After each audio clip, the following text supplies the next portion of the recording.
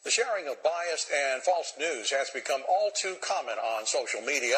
More alarming, some media outlets publish these same fake stories without checking facts first. The sharing of biased and false news has become all too common on social media.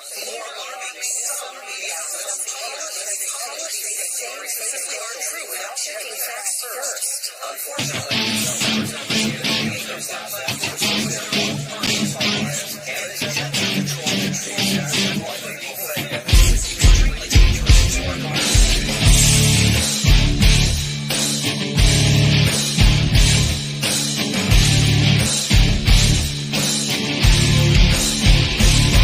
because of you, we're in this mess. Forever you will acquiesce. Oh, you love to be deceived. Whatever they tell you, you believe. Dead of sight, dead of mind, news believer, you are blind.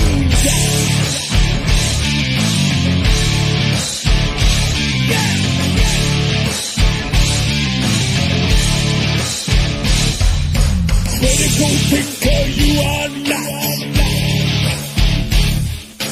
Never independent thought. Busting through your paradigm. Hypnotized with pantomime. Regurgitating all you hear. Spread your terror, spread your fear. Never your mind to be free. Never your eyes will ever see.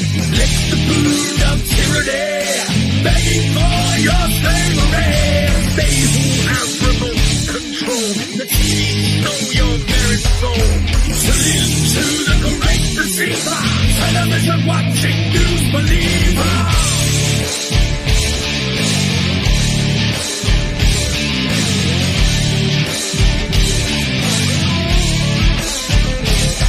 Inject your poison where your mouth.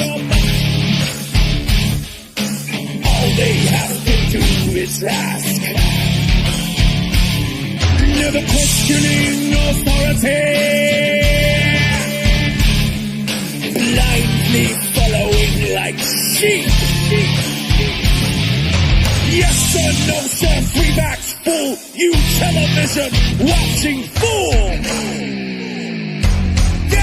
Never your mind to be free. Never your eyes will ever see. Lick the boot of tyranny, begging for your slavery. They who have remote control, the TV know your very soul. Salute to the great deceiver, television watching news believer.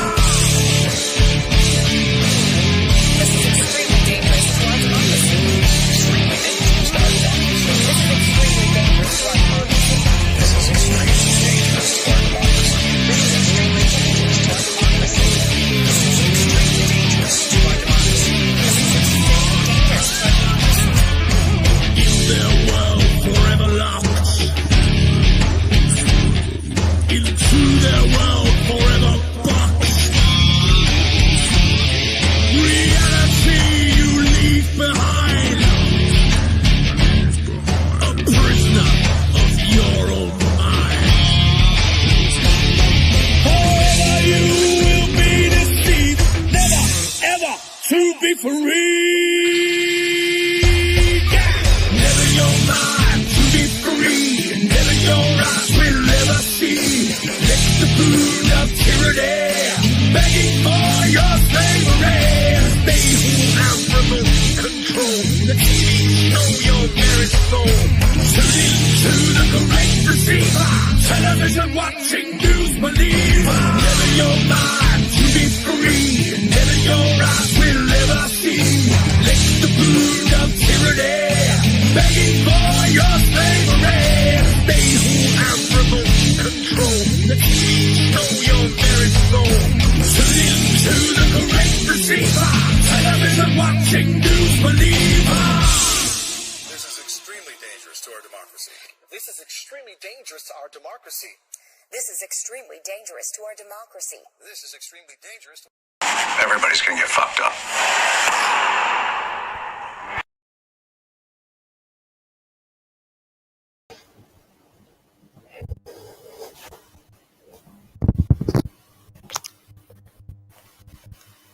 Can't hear. Sorry, it usually unmutes me right when I start. But anyway, welcome to the show, everyone. We have a very special guest today with us. I have Davros. I think your last name is Neve. Navy. Navy? Okay. Yeah. All right. Straight from Australia, Queensland to be specific. And I'm really excited to have you on tonight, Davros. I love that you have boots on the ground there in Australia. A lot's going on in your country, and I'm really excited to get into it because I don't listen to the news and it tell lies to your vision. And you're living there, so you're the best person, I think, right now to give us that straightforward information. But before we get into that and all the other stuff we're going to cover, for people who don't know who you are and maybe haven't seen you around or whatever yet, can you give us a little background on yourself and how you got into all this melted building stuff?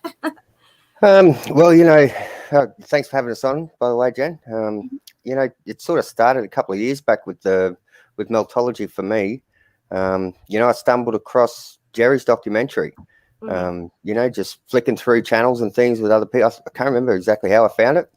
So I sort of got onto Spartan Red and Jerry at the same time. Sat down and binge watched, all the Spartan Red's videos in a row, I reckon. So I spent too much time, looking at those videos, and I just couldn't get enough of it. And then, been following them boys for a couple of years now. And here I am, sort of end up on Derek's channel with him now, doing the live streams and talking about melted buildings. So, I just haven't looked back. But as far as the truth game goes, I've pretty well been into this all my life. I never went with the flow of things, even as a kid in school.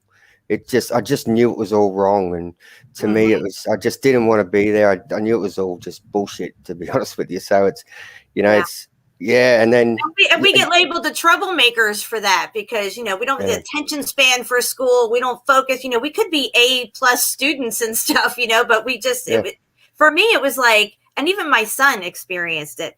I was bored with it. I was not interested. None of it felt right to me. There was a few subjects here and there that really caught my interest. Like I was into chemistry and biology because I kind of wanted to be a marine biologist. But other than that, I was like, not into none of it. But continue. Yeah, and then so I sort of always went into music and art. So that's sort of where my path led. And I think it's like a lot of us, I start looking at videos, 9/11 stuff and that sort of 10 years ago. And sort of didn't look back from there. But I never really was public with anything with what I'd done. I just kept it all to myself. A few of my friends knew that I was into things like this and that, but not really, and then when all the convids started a couple of years ago, I said, look, I got to speak up. So I just started, going public with things and made a channel, and that got deleted off YouTube. And, I had a pretty big Facebook account, and they locked me out of that. And, I think I'm on about the 5th account now. So, wow. I've been shut down a lot and banned all the time. And it can be a bit monotonous, but you sort of... Well, that tells us we're on the right track. If we're getting banned and shut down left and right, it just shows their fruits even more for me anyway, Yeah, I agree. Yeah, 100%. But, you just got to speak up here. We're going through a bit of a rough time here in Australia. You see a lot of stuff around the world that people are posting, like 90% of it's true, but you see some stuff that isn't. They like to over exaggerate certain things to an extent. Like, it's been tyrannical, don't get me wrong, but I see a lot of stuff about them forcing people to get the jibby jab and everything else. Like, they're putting pressure on us to do that and making it mandatory for employment, but they're not holding you down or anything and making you do it or anything. We still have that choice now where you can leave your job if you want to, but I don't see much of a fight here. Like, everyone's just going along with it here. We're pretty brainwashed over here. There's not really many of us that are in a position where I am speaking up about it, and like not like you guys over there and in the UK, and that you see it seems to be a lot more of a presence. But saying that, and we did have a pretty big protest in Melbourne, and just on the weekend gone. There was a lot of people there, and so it's sort of getting rid of momentum. But we're supposed to be like at 90% jab now. Not that I believe the official numbers, right. but I sort of you can see like everyone I know even that has said I'm never getting it. They're getting it. So they just seem to bow down. They get a little bit of pressure applied to them, and they just seem to line up and they all go for it. I mean, do you think that they just don't understand the severity of the situation, or they're just that weak-minded and weak-souled or NPC-ish or whatever? I mean, I don't know how they can't see what's going on here. All of the above, what you just said. Yeah, like it's a lot of years of propaganda and brainwashing here. It makes you sick watching the TV here. If you're unlucky enough to walk past one, because they're everywhere, right? If you're unlucky enough to walk past one and catch a bit of it, even it just makes me ill listening to how they go on. It's the psychological programming is just so strong, and it's just relentless bombardment from it here, and you sort of see how the people they're hypnotized. They're just. Like I've said to people, family members and that and friends, I'm like, oh, you do know this. And you'll see their eyes glaze over and they're like, oh, that's a conspiracy, man. Like, it's just like, you can't even talk to them. Like it's not good. Yeah. We're like everything has gone next level. The propaganda machine has gone to a whole new level, a whole new stratosphere. And the spell casting is just like overflowing everywhere. You sent me that video of that lady last night. Yeah. Okay, I'm going to play that. Yeah. I'm going to play it. We're going to play it because this is what I'm saying here is that the media seems to be playing both sides. Okay. Now it's like, these, unjabbed people over there, how dare they? And all the people over here, look, we can go do this and stuff like that.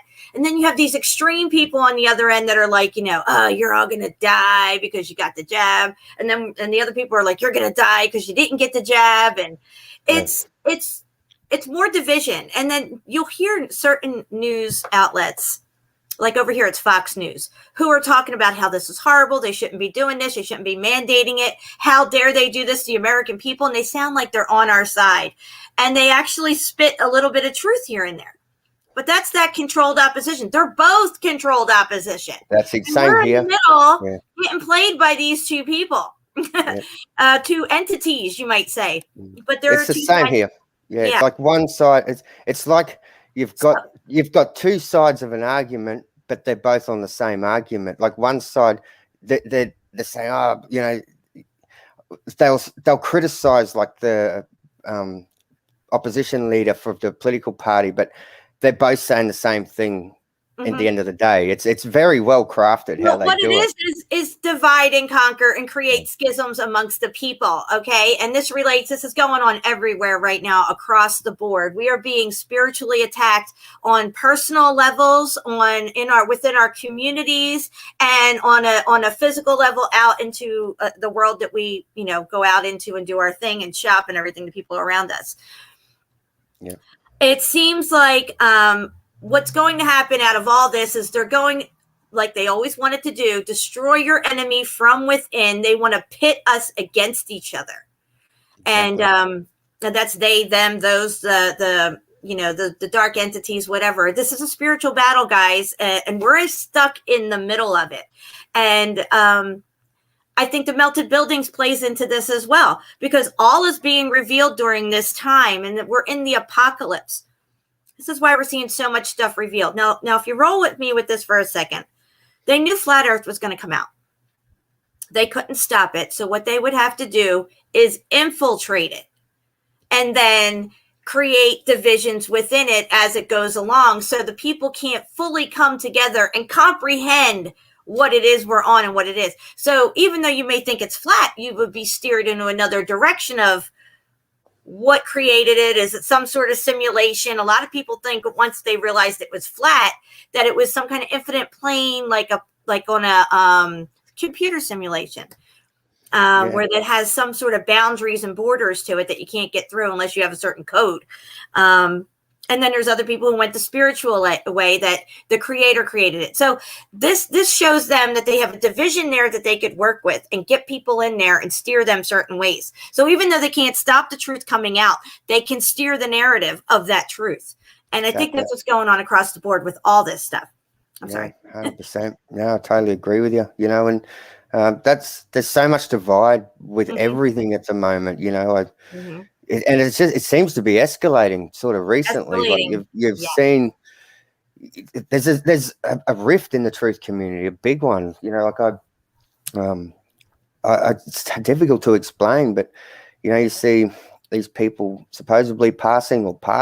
You don't know with all of that. You know, there's a lot of divide going on with big name truthers at the moment. They're feuding. It's just unusual with what's happening, and it all seems to be choreographed in a way to me. You know, everything's just, you know, sort of, you step back and you have a look at it from a different perspective. And exactly, you have to keep your emotion out of it too when you're looking at it, because the enemy wants you emotional. You will not make the right decisions for yourself if you are emotional. Exactly. And that doesn't matter what it is. It could be a heightened emotion. It could be a really sad mourning type of emotion. You're not in your right mind. You're not thinking clearly, and you'll make decisions based on how you're feeling at the time about the situation. And that could be very detrimental, because see, what's happening is they're really clamping and tightening down and twisting this deception to where we're all going to be affected by it. It's just all encompassing right now. And this shows you how close we are to the end of the book, as far as I'm concerned, because of how that's how I feel. How manipulative the deception is becoming. And it's all unraveling, and all the fruits are going to be shown. And we're going to have to sift through and figure out what's the good fruits and what's the bad fruits. And it's definitely that's how you nailed it with that comment. You know, I feel as if we're very close to the end of the game with how everything's unraveling as fast as it is, especially in our community, with what's happening around the world with the converts and the levels of control that are just spewing out from these guys now is just insane. And the funny thing about that is that, you know, this is just the tip of the iceberg. They have so much more in store for people. As long as they keep going along and acquiescing, you will find that you will have less and less and less and less of any type of freedom. And it will get to the point where your thoughts will not even be free to be your own. Exactly. Yeah. And they're going to micromanage your whole bodily function. Oh, and by the way, they might actually own your ass, considering you let them inject something in you that's going to change your whole fucking genome. Well, you know, I know a lot of people now that have got it, and people are changing. I've noticed they're different after it. It's like the spark in them is gone, and you know, they seem more hollow. It's hard, you know. So I can see, like, they don't laugh at things like they used to and things like that. And I don't know. It's, you know, you hear a lot of stories about how it changes you, but I definitely have noticed a difference. Like, I know a lot of people that have got it now, and I've definitely seen a big difference in people since they have. Yeah. Well, my neighbor got it, and she's still kicking over there, but she looks a lot. She looks like she shrunk. First off, she was little anyway, but she looks like she's got smaller, frailer, you might say. Yeah. In her voice, when she speaks, her voice is very weak, and they don't want you to have a voice in their new world order. They're already gagging you with a fucking face diaper, because we could kill this whole thing with the breath of our mouth. But hey, you know, if you got your muzzle on, there's no breath coming out of your mouth. It's just going back in.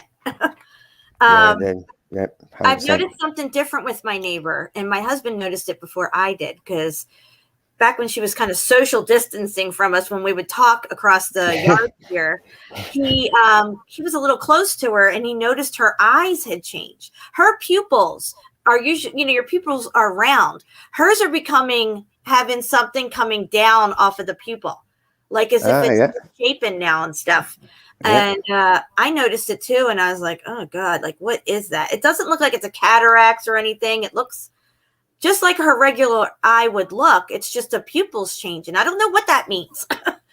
I remember seeing a few videos a few years back about like hooked pupils. You know, Yeah. something to do with that. I do remember something about that. I'm like, it's a few years back now, but I'm, Right. And a lot of those videos are gone now. You got to sort of look them up. I think on BitChute and everything. You won't find anything on YouTube anymore.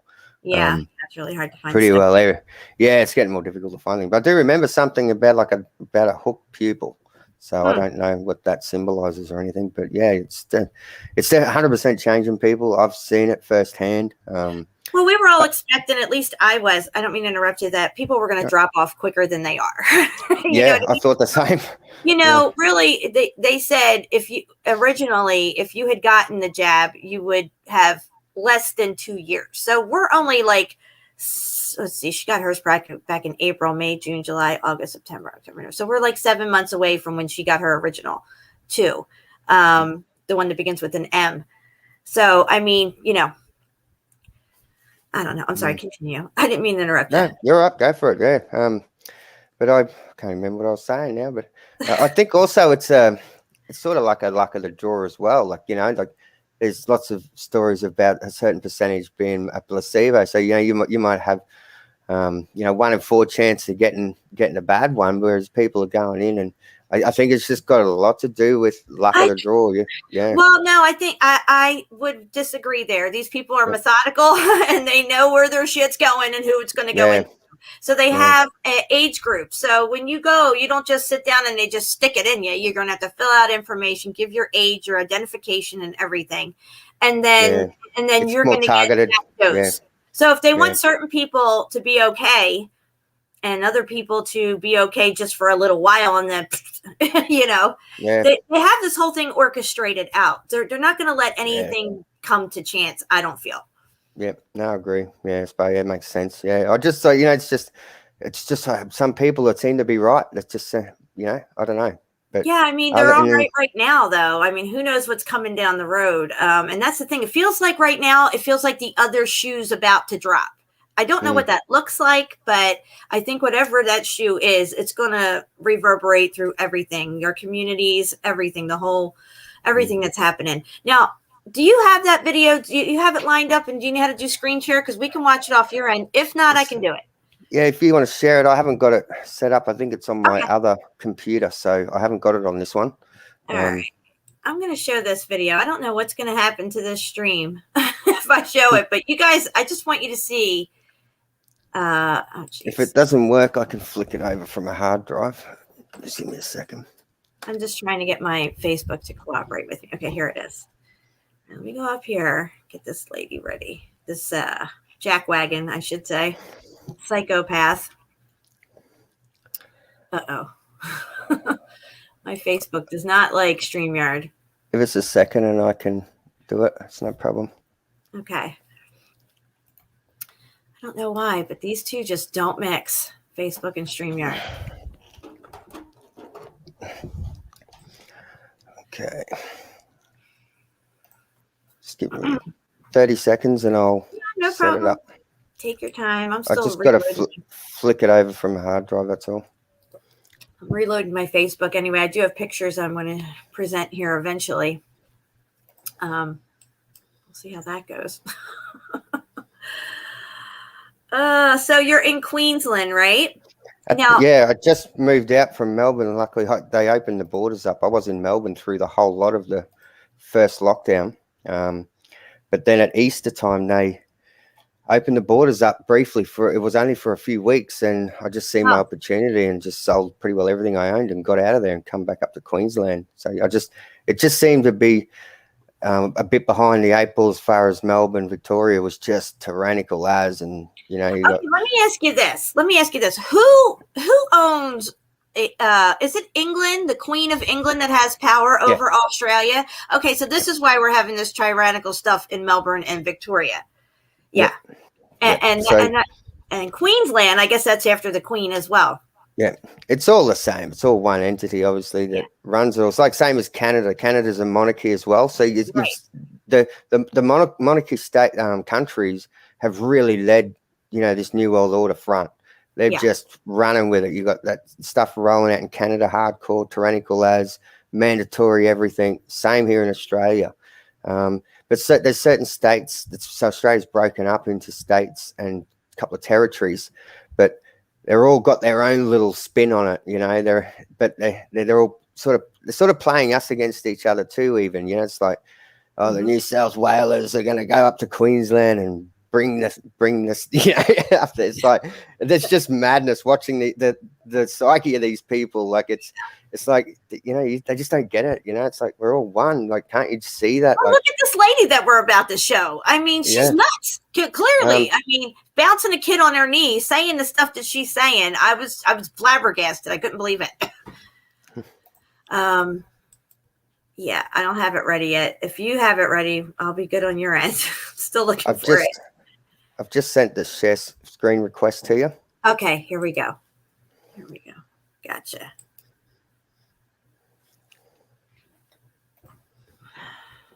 Should come up. There we go. I don't think I didn't hit the sound. I'm gonna have to go back. Okay, no problem. I didn't share audio. My bad. Yep, I do that all the time. Don't worry about it. Yeah. So I'll go share.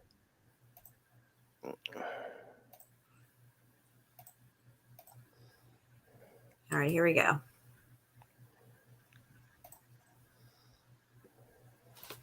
right, guys, I want you to check out this lady, this jackwagon lady, and what she has to say. Is this a real video? I don't know, but 5 and up. Finally, some good.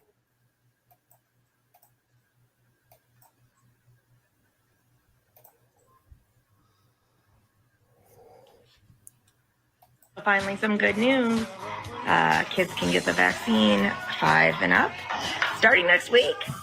That's great news.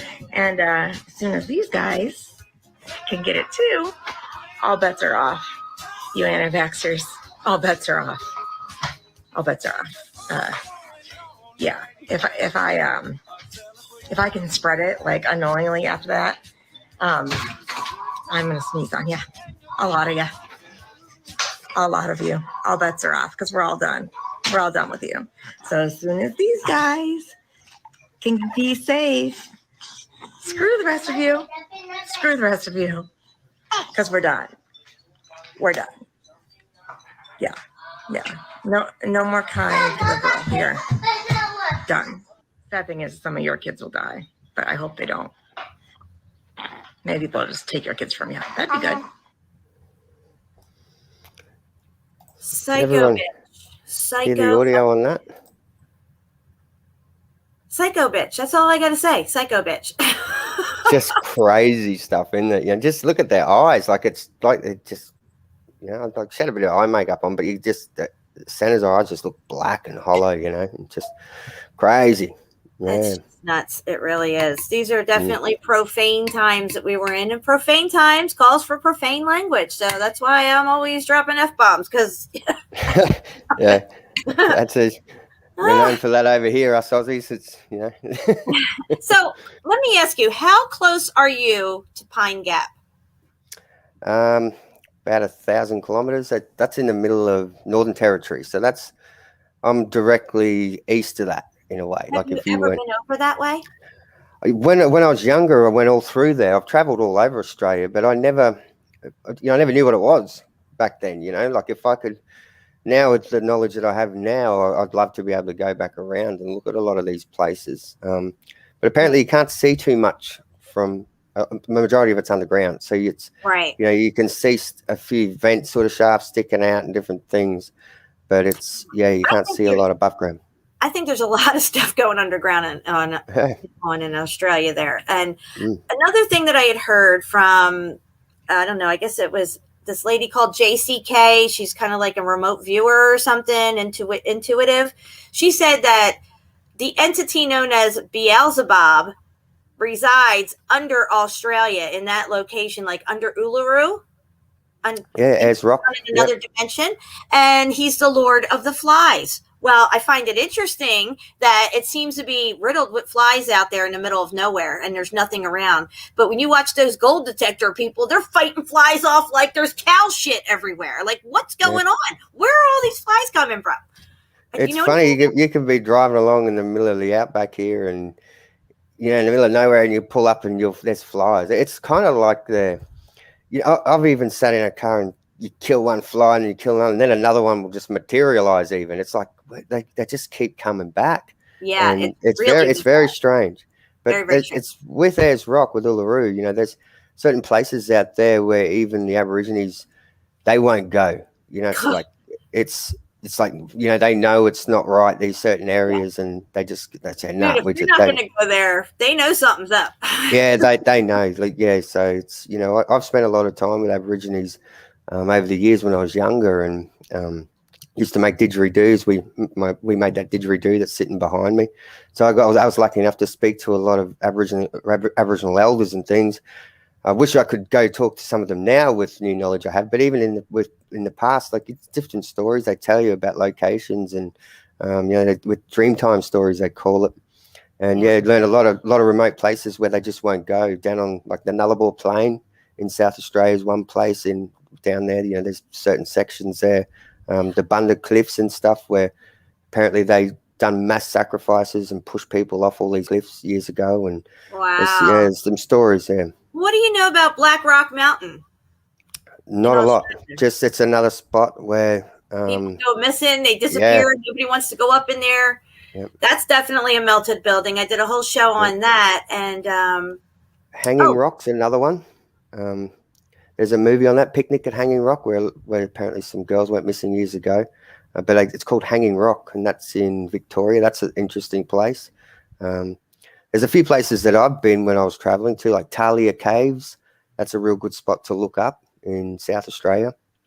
So, all right. So I have a question for you. I had done a Mandela Effect video had to be about 3-4 years now, about a pink lake in Australia. And when I did the video, I was shocked that there was a pink lake, and they really don't even know the reason for this pink lake, right? But now when you look at Australia, there's like 10 pink lakes. Do you know anything about pink lakes in Australia? No.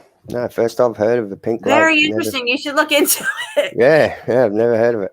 So it's nuts. Yeah. Whereabouts? Do you remember offhand whereabouts they are? Or?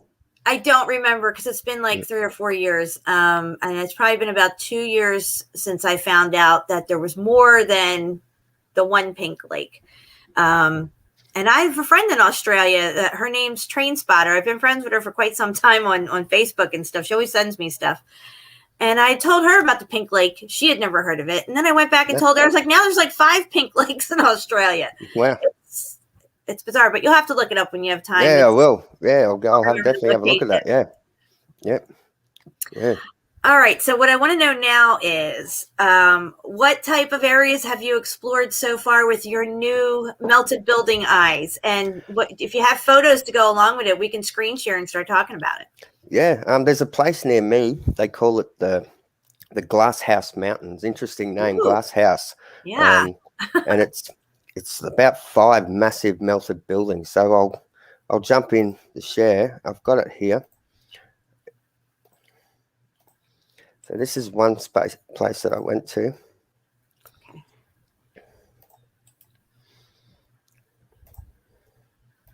I'm going to make it big for you so we can see them nice and clear. There we go. We got 86 people here. Welcome, everybody. And thank you, everybody who's joining me, who are new subscribers coming over from John Levy's channel. That was so awesome that he gave me that shout out and recognized my work. I really appreciate you guys for coming and subbing my channel. So this one here is called Mount Tibragargan. Oh, look at this.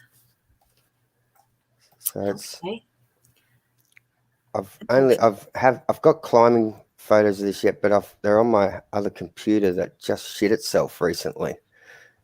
So, but these are the first lot of photos I took when I went around the exterior of this thing. You can see a few openings through here. Right.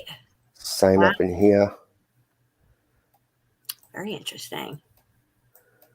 This is pretty well. Like it's almost like a full melted statue was on the top of it here, and you sort of see a face in it. Oh, wow. Yeah, they love their statues and their Yeah. columns. Yeah. So this is a bit better photo of that front section that's all melted down. Wow. I'll just go through here.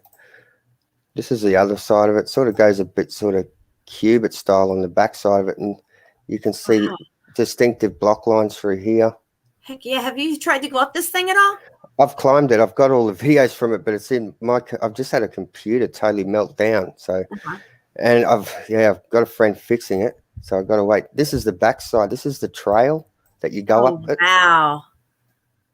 So you can go up this. So it's quite steep. But at least 1 to 2 people fall off of this thing and die every year. I bet all day long. It's a massive mountain or building, I should say. But yeah, that's the trail up it. Wow.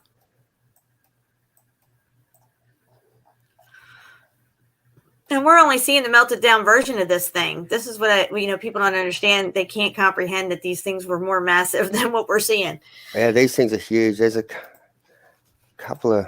This is the other one. This is Mount Gun, they call it. It's got this cubit. It's got full cubits. I've got some really good close-up stuff for this. Unfortunately, it's in my other computer. But this cubit face here is at least like 150 feet, just that one cubit face. And there's another section here that's gone not quite cubic yet, but this is all cubit. It was just so good getting up in here and getting right up close to all this stuff. So when I get the other computer back, I'll be showing all this stuff on Spartan. There's a bit better photo of those cubits. Really good spot to go. And people go here and climb all the time. I used to live at the base of this one when I was a kid.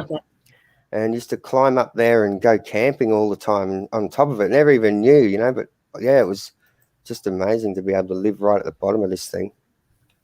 Yeah, that is really cool. So this is 2 more of them. This one here on the left, they call Mount Biwa. It's a bit blurry, obviously. And then this one's it's like a melted pyramid, it looks like. Yeah, it's cool as. And this one they call Crookneck. This top of this one, it bends like on almost like a 20-degree angle. I haven't got real good clear photos of that, but this one's really interesting. You can see clear square openings in it. It's kind of like it's twisted as well, like it's. Well, like yeah, it could have been twisted as it was melting down. Maybe it was twisting, or that could have been a natural feature that's just kind of residue of what's left over from the shape of the building. So it's got your cubits here starting to form. And there you can see that twist in it. It runs up like the spiral, like a barber's pole twist. Runs all the way down. And this thing bends, it melted over and it bends. It goes this angle. I'm looking, you look at something that's bent from one angle and it looks straight. But if you walk around to a different side, you can see the bend. So I'm standing in front of it. Like one of those Towers of Babel, one of the smaller ones or something. Yeah, it does kind of look, it has that like twisty walkway going up it. It's really unusual. So that's a bit better shot of it. And they're all the same height, all of them. So they probably melted, like, you know what I mean? If you have melt going on at the same time, it's, and then it stops. So this is a video I put together of going out. There's just time lapse on the way to the mountains. And then I took some footage of them walking around. I love this kind of stuff. Wow. That's crazy.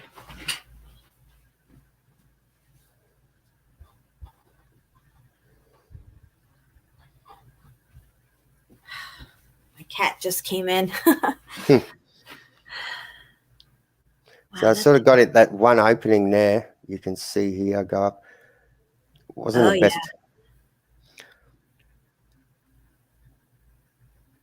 Oh, that thing really melted down. Look, you could tell. Look at that. Yeah. Wow. That's crazy. I wonder what's in there. You can't get up that side. I got to get the actual proper rock climbing gear to get up in there, but it's going to happen. Look at all the white stuff dripping down.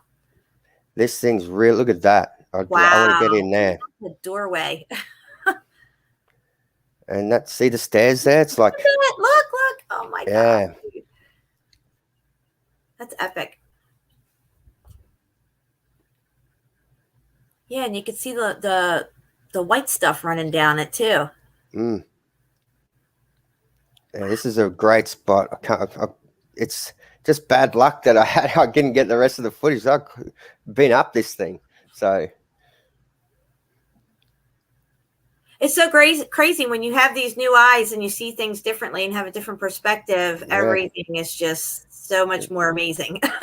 Yeah. So this thing's huge, just to be there is just really good. It's massive. I grew up here as a kid and just, you don't have the appreciation for what's in your backyard until you have new eyes, obviously, and you're able to go there and look at these things. Yeah. And with knowing what you're looking at now, it's a good feeling. Oh yeah, I went up to Mount Shihan. I've been up there 1,000 times. I went up with new eyes, and it was like, holy crap! It's all right here, right in my backyard. Even if I go in my backyard, I'm picking up pieces of burnt out brick. Yep. So now we're driving around the back side of it now. So that was the front side I just filmed. This is the trip around. You have to drive a fair way. So now I'm going filming the trail side, which is the other side. We got 92 people here. Welcome, everybody. If you're new to the channel and you're coming over from John Levy's channel, thank you so much for joining us. Wow. I would love to look at some LiDAR or something and see what's under a lot of the vegetation to these places, because the vegetation really obscures so much stuff. Wow, look at that. You can really see everything's melted right down there. Uh-huh.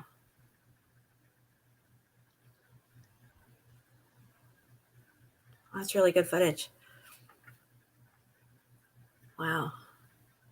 There's like set parts of brick columns there. I wouldn't be surprised if you found some statues up in here. Like yeah. It's I want to spend a week out there. Yeah, that's how I feel about Mount Shiha. Like, I want to go up there, rent a cabin, and just stay up there. Just keep exploring. You can see the carbon 14 there, and that all coming out in there. Yeah. So that's the trail part, and then I think I got.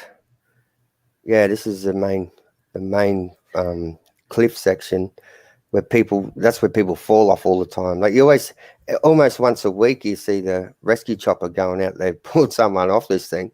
Wow. If they only knew what they're falling off of. Exactly. Oh my gosh. Australia has so many interesting features all over. Have you been to Uluru? When I was younger, but I didn't, I just drove past it and went, oh yeah, it's not, right. Now you wouldn't be able to stop me from going all around it, but you sort of take things for granted when you don't know what you're looking at, and it's in, it's so many places. Yeah. I'd like to see again. I showed drone footage of Uluru, I don't know how long, a couple months back on one of my streams, and it's so obvious that's a melted building for sure. Oh yeah. Yeah, I've done a few photos on Spartan. I think the first time I went on there, because I like to do a lot of stuff Australia, because that's my neck of the woods. So I like to show everybody what we got here, and so I've been doing a lot of that. And so this is the crook neck one with the twist in it. You can see where it's gone cubit all around the base. It's just amazing. This thing's amazing. Wow. And you can sort of see that twist going down it. Look at all the right angles up there. Look at all those little brick-looking things. It's some of the biggest cubits I've ever seen. And this one here's Mount Biwa, they call it, and it's the same. It's all cubit as well, and this one's really unusual. So we've got so much stuff up close to these. I've just got to get back out there as well and do more. Then I went. This is on the waterfront here, on the beach here where I am at the moment. So I just walked along the waterfront, and you can see where this has sort of gone, that polygonal, hexagonal stuff, all blocky. Yeah, that's like a road or a piece of a wall or something. Yeah, you can see those lines, and this is right on the waterfront. So And look, like you said, that polygonal stuff. People think that they made these ancient polygonal walls and stuff. It's not. It's just the way it all melts and fuses together. Yeah, you got that real distinctive 45 there. This is another this is a big hollow with a rock curtain coming over the top of it, and oh yeah, I got up closer to these as well. Look at that! Wow, there's a huge expansion. Yeah, look at these. Interesting. Yeah, way that's all gone. So that thing was bubbling, and those bubbles popped. Yep, and then you can see here where something was sitting against it when it was all melting, and then it's moved away later on. Mm-hmm. Oh, that's so cool. So this is that one section with the hollow with the rock curtain coming over it. The bubbles in it, and the drippy looking stuff on the inside there hanging down. Yeah, wow. You can really see it. I got a better photo of that, so we can. Here's just a wall I found. You can see the blocks here. Oh yeah, that's a man-made wall. Blocking up. So yeah, this is the ocean. So the everything's I'm walking along's on the left, and it's pretty close to the waterfront. Yeah, it's like you're walking on, an old building, maybe foundation or something. It definitely. When I got further around the front, you can. I found massive columns and floors and everything. It's just crazy what I found. Yeah. Oh, they'll just tell you these are sedimentary layers. That's what they are. Exactly. They're pancake brick lines. This thing was wild. You can really see the melt, how it's just run down. Wow. Yeah. Geologists should all be fired immediately, if not sooner, in my opinion. So this is starting to rock. I agree, Jen. Yeah, 100%. So this is starting to rock curtain over. You can see that. Still a few lines in it. But oh, yeah. That's more of that wall I was looking at earlier. That's so crazy. There's no information on this stuff. They say these are all natural or something. There is nothing on any of this. That no one ever. That you won't find one bit of information on the waterfront here. You look up the waterfront here. It's just like how many people have fallen off it and died. That's all you see. So you can see this. I found a lot of these sections where massive pieces of brick that have fused together, but then they've fallen out of the wall. So you can see these very distinctive square pieces missing everywhere, and then you can see the blocks laying on the ground. Wow, look at the top of that thing. Look at that pattern. Oh my gosh. So that's like a wall in Pompeii or something. Yeah, popcorn brick lines. Wow, that's amazing. So this is just a rock curtain ledge. I was looking underneath.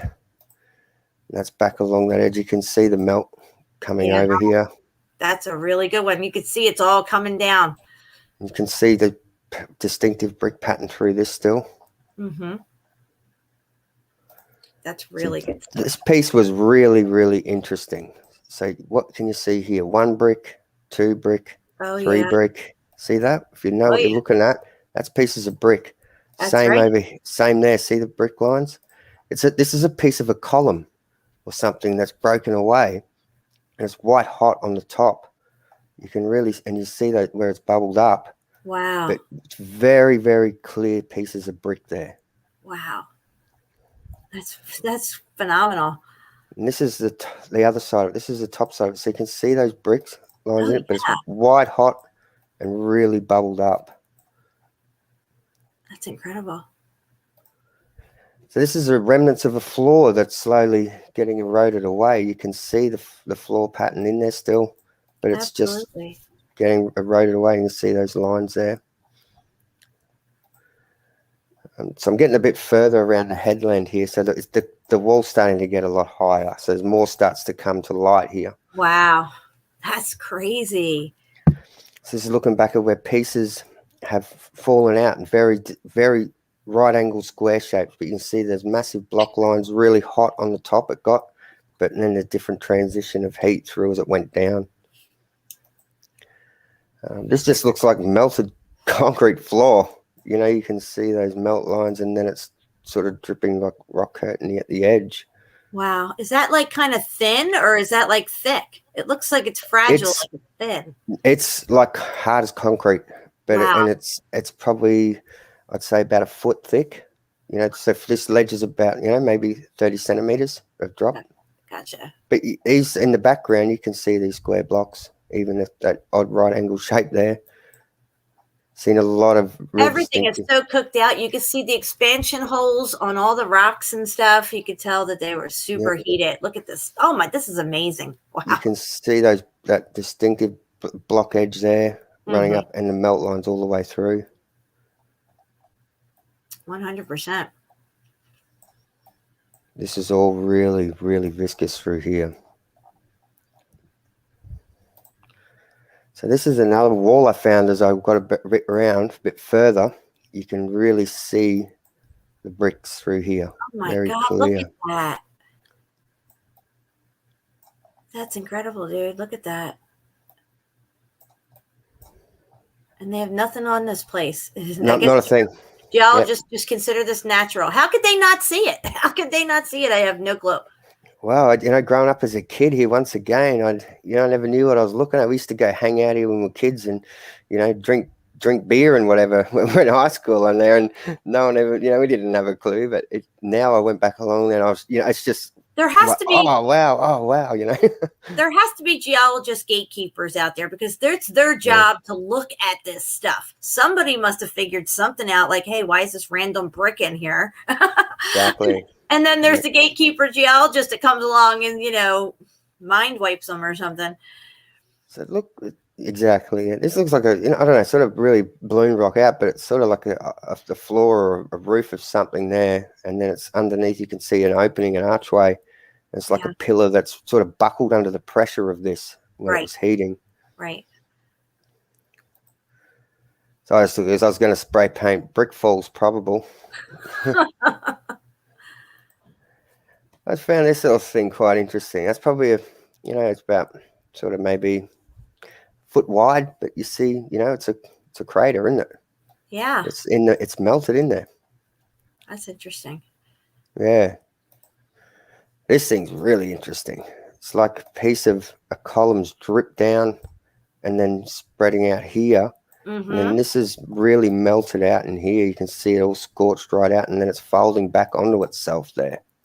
It looks a lot like those caves in Georgia on the side of that mountain. Yep. Those supposed carved caves. Because they have the warped out columns in there that look like they're bent like that thing and stuff.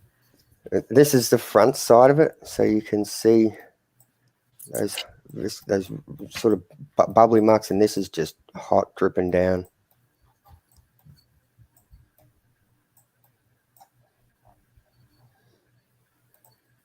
I just found a random lounge chair in the middle of all this, so that's where I had my first smoko break.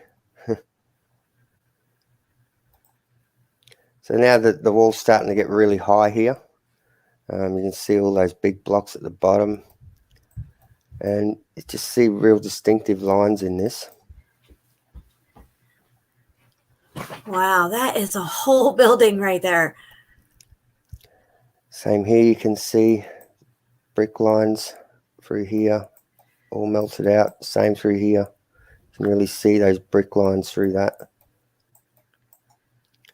So this sort of, it's about 50 feet high here. This is a part of another floor that's slowly washing away as well. You can see there's definitely one brick right there, it looks like. I see a brick right off. And yeah, exactly, dude. Now they call brick roads that have been cooked out, they call them cobblestone roads. But yeah, it's real. That's clear as day to me, and it's just washing away, and it's no one knows what it even is, and they're walking over it every day and they haven't got a clue. So this is another section where it's starting to get higher, and you can see those brick lines in that. And that's the other side. So that's the left of it, looking at it. And then now, is there caves in this area? Because can imagine caves. Yeah, there's small openings, but they're all melted over. You can go in, a meter or two. That's about it. Gotcha. So they're definitely openings, 100% all through here.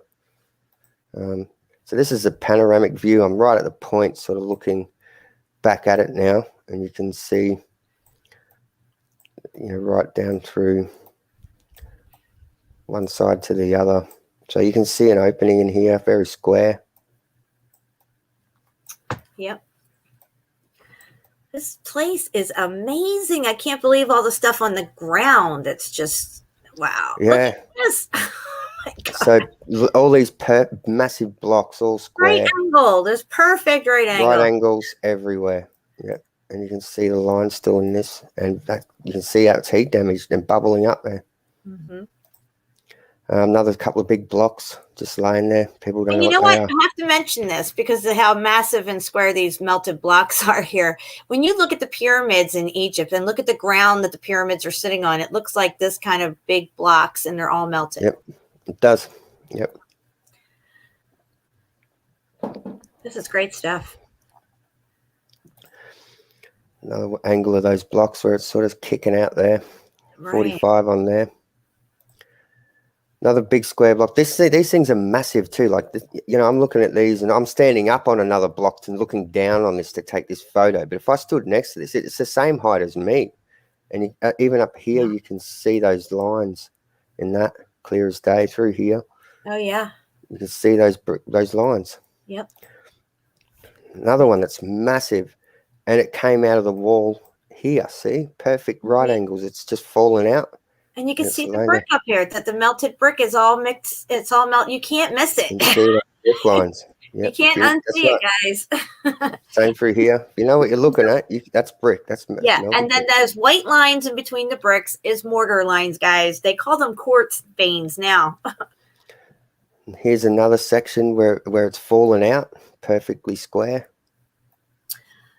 Oh, wow. Look at the melt layers right above it, too. You got those perfect vertical line. Yeah, right there. Wow. Yeah. And now look, I want to show you this because right where you just had your mouse, it's kind of indented on itself right there where a brick would be. Now, sometimes they'll pop out and balloon out, and sometimes they'll melt into themselves, and you'll have that warped out brick indent. You see bricks there. Mm-hmm. Up there. This wall's gone blocky. See brick lines, and then it's more pancaked up here, but you can still see remnants of. You see bricks everywhere here. Yeah, that really shows the heat and the pressure, guys. When you see this stuff that's squished down and squished out, this building was massive. It's all being pushed down on itself by the weight of the top coming down on it, and it's melting at the same time. That's right. And you can see the floor line here, or roof line. Like, I never call it a roof or a floor. It's just it's a brick line, but it's it's something that's either sitting on a pillar or something that pillars are going to be sitting on as well. So, and you can see that square opening there. This is another part of a floor that's breaking away. You can see those distinctive lines where it's all cooked out and pieces of it. That was brick for sure. Yes, you can see it's where it's going to break away in the exact shape of bricks. So. This is just standing on the headland. This is the next place I'm going to. This is Mount Coolum. This thing's another big one that I'm keen as to get to. So this thing here is about 100 kilometers from me, and then you got Mount Pomona. Oh, you can't see it in this one. I could see Mount Pomona, which was like 250 kilometers. Oh, from wait, me. there's no curve? You mean you're telling me there's no curve? What? There is none. So I'll just play the video for you. Hey, I got curvature. That's what I like to say.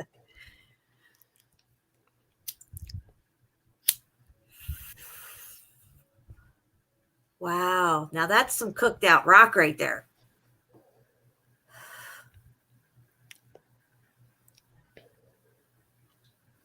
See, we're led to believe that this is erosion, guys, but it's actually heat damage. And you're starting to learn with your new eyes what heat damage looks like and what different levels of heat damage looks like, because there's different levels to this heat. It didn't hit everything the same.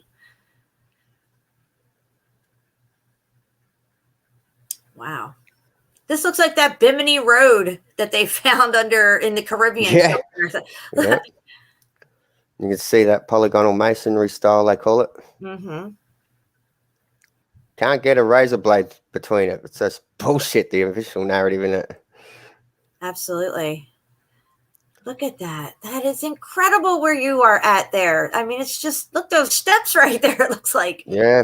There's so much here. I spent hours here. I think I walked about 100 kilometers that day, I felt, just.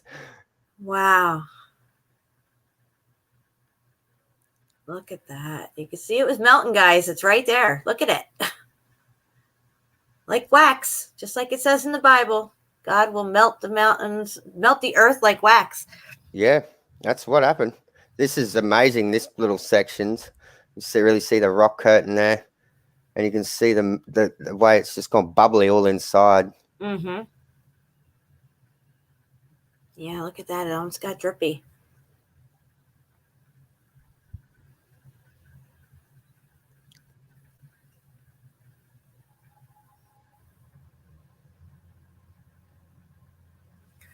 This is crazy.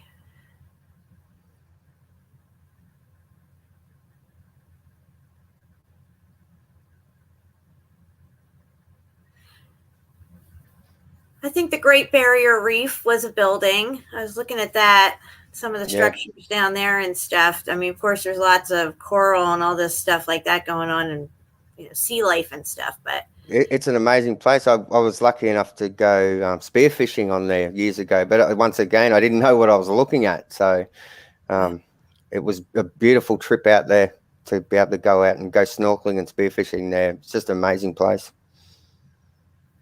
I'd love to go see that stuff. Wow, you got quite yourself a melted building here, I gotta say.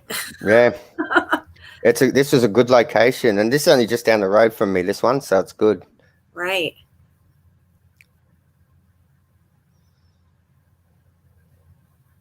So there's one section in this video I kind of didn't.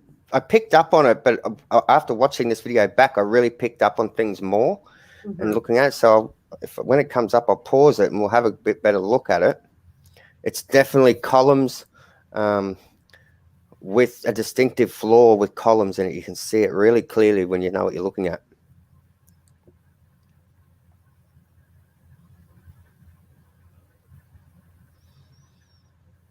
So as you look back into this thing, you can see how the back end of it has collapsed down on itself. And that opening, if it would have kept going, would have just completely closed up. Yep. There seemed to have been some sort of extreme cooling event that took place right after the extreme heat event, because things solidified mid-melt. And you could see it all over the place. It was melting and then it stopped. That's right. That is a fucking wall all day long. Isn't it? Yeah. Yeah, I get excited when I see things like this. It's nice we could show this video and don't have to worry about a damn copyright or something. That's it. All original footage, it's always the way to go, isn't it? Mm-hmm.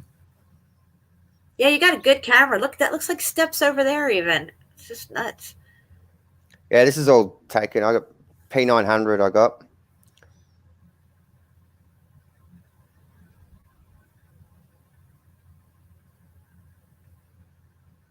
What is that? A seat? It looks like a chair or something. It's crazy looking, isn't it? So this is the section where you can see these columns. I can see the top roof of it. columns. Yeah. Yep. Yeah, dude, I can see it. Yep, that's the roof. See the roof there? Yes. And then you got the look at that. That's crazy. Wow, that's a whole row of them. Yeah. And they love their columns, guys. Their columns and their statues, their domes. Wow, this place is insane. Look at that square right there. I mean, that looks like a closed up window. So I'm just following that roof line down. That's one column there in the middle.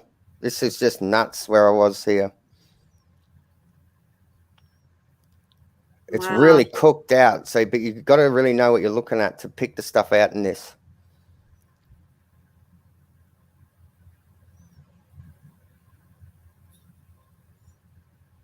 This is insane. So every layer you see there, guys, is all squished down, all these layers. And then whatever openings were there are squished down and closed up now. So we're only seeing the bare bones of the building itself, of what's left of it. It probably was like triple the size it is now, maybe even quadruple. Oh my gosh, look at this. Huh. That's incredible right there. That's a floor all day long. Yep. So I'll stop it now because it just flicks through the photos that I just showed. Okay. So I've got a couple of other places that I've been to. I've got some old Melbourne stuff as well if you wanted me to have a look at that as well. Yeah, absolutely. Bring it up. Okay.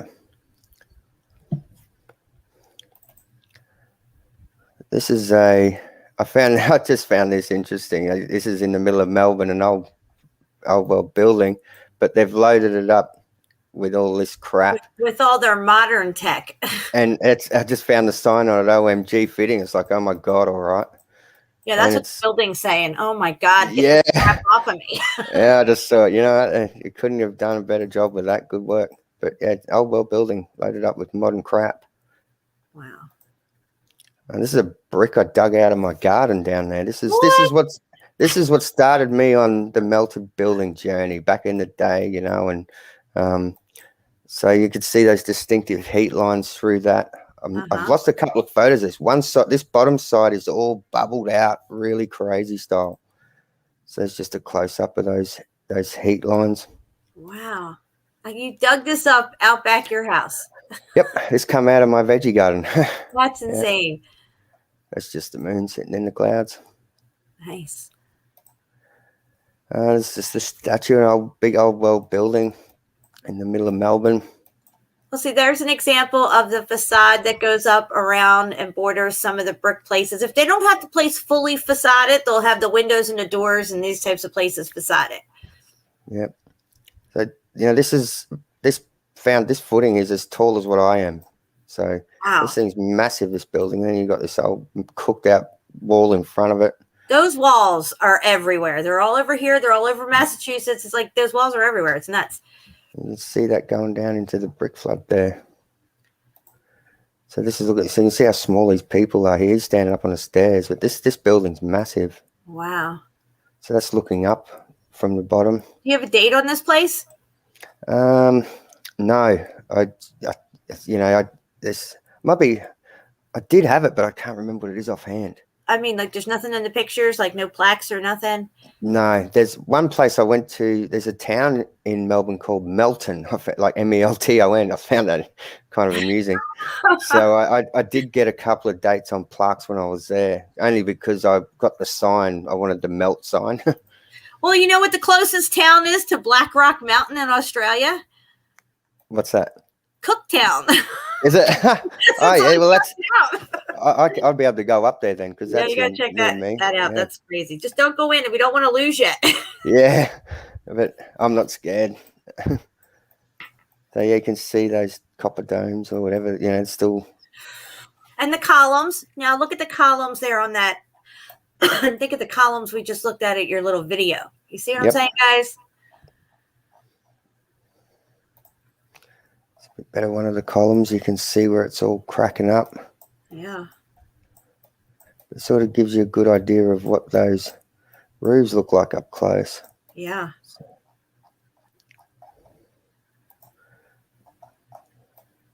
Wow, that's really good stuff. So yeah, copper is a good conductor of electricity, guys. This is why they had copper and gold roofs. Usually gold's preferable because it does not get corrosive. I'll just flick through these. So this is another section. I went camping on a lake and just walked around the edge of the lake and just had a bit of a look. Mm-hmm. Found a couple of cooked out big blocks. Wow.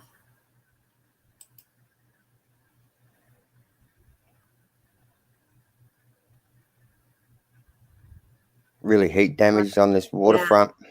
A lot of the stones on Mount Cheeha look like that. Here's an old world building.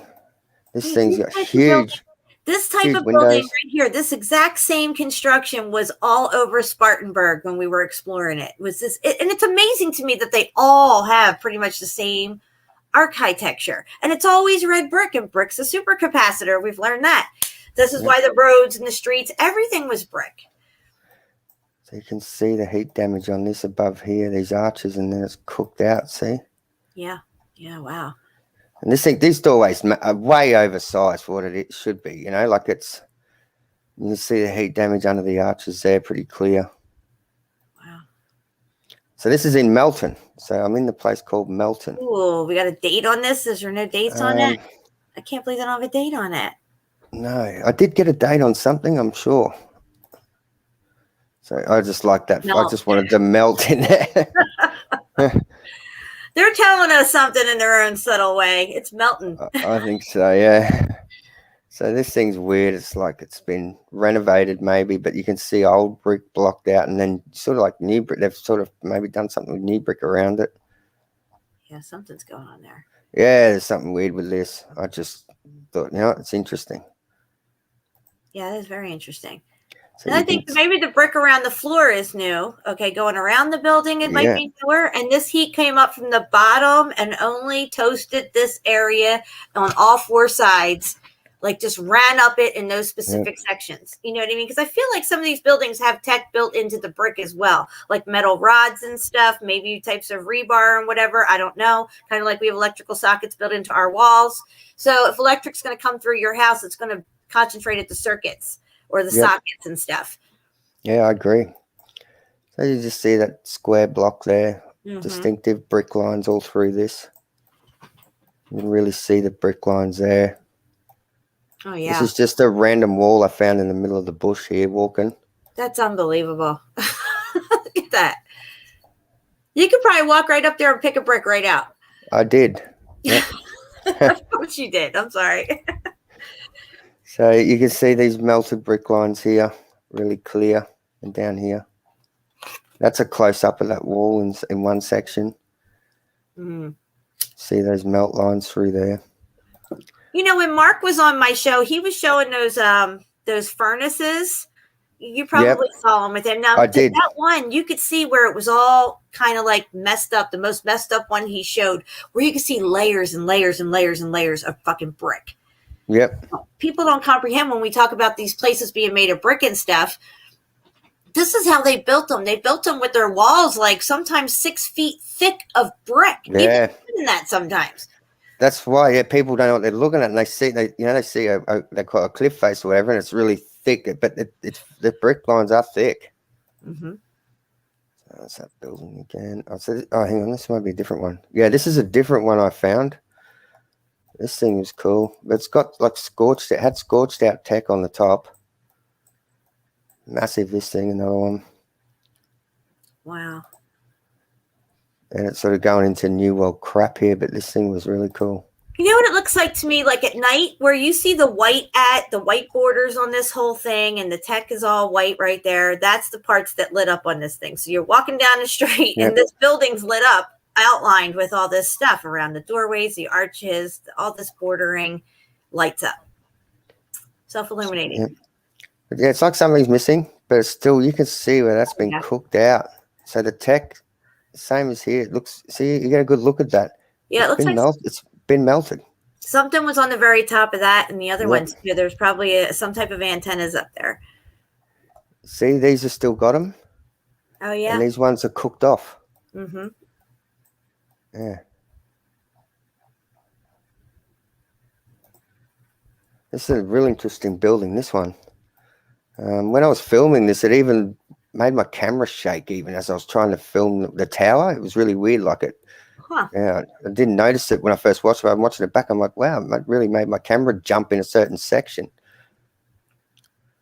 Maybe it was detecting some kind of interference of some sort. Yeah, maybe. Wow, that's crazy looking. That's a trip. So is that the as above, so below Masonic? It looks like a Masonic symbol, doesn't it? Yeah. That's cooked. Wow.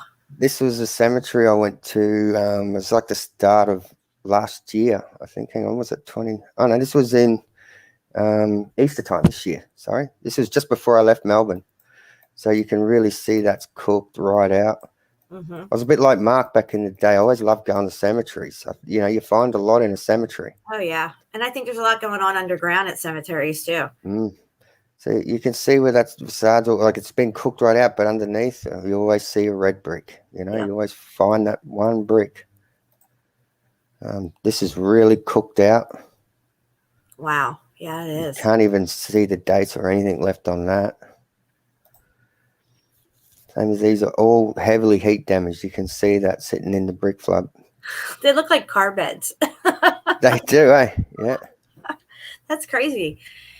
So you can see the brick underneath this wall here. And it's starting to pop out there, but it's really cooked out, that wall. Oh, yeah. And there's the brick. So you can see that's how different stages of the melt. You can see where it's not quite as damaged there, but then one section's really popped out. Mm-hmm. So you got to try. People have got to try to see what's going on here, and then they can sort of make sense of how we look at the cliff faces, and that's why we know what we're looking at. You can see the bricks here falling out underneath this wall. Mm-hmm. Same as this one. This one's really cooked out, and underneath there you can see the red brick. It's still. Yep. And you can see that facade sort of cooked out and breaking off. So the heat event was not evenly distributed across the grid system, guys. If you watch a motherboard or a circuit board fry and melt down, it all does not melt evenly. Some areas get hit really bad and melt down instantly. Others, some get damaged, half melted, half not. Pockets of survival. And then the other ones look perfectly fine. They don't work anymore. And this is what we're seeing here on this Earth grid system that we live on. So I've seen you talk a lot about these styrations a lot in some of your videos. Yeah. So you can see a good example of how that goes. It's not chisel marks. Somebody picked that out. Yeah. Yeah. That's really great. Melting over into the brick flood. And you can see those styrations starting. I think there's a video. What is this exactly? Is this a tombstone? Because this looks techie. I mean, that's what they say it is. Really but techie looking. Yeah, I found this little section really interesting as well. That's why I filmed it, obviously. Yeah. Wow. So that's a better photo of it. Wow. Yeah, look at that, guys.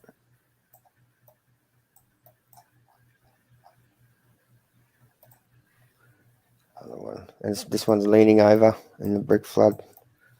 Really cooked out. This is a certain section. You see one side's leaning to the right, this one's leaning to the left, and it's just all over. It's all over the place. Like they were floating around in the flood, even at what, Right. See, that's really, they're all floating around everywhere. Wow. This is an old well building I found as I was just traveling.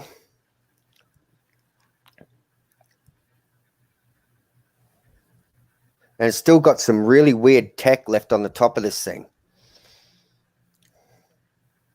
Wow, this is cool.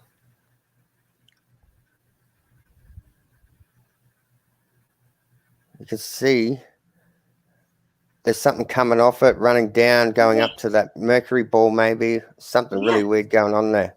Oh, yeah. That's some tech right there. Look at that. I didn't have my tripod with me. Otherwise, I really could have got... There we go. Wow. Something going on there, in there. That looks like a DJed right there.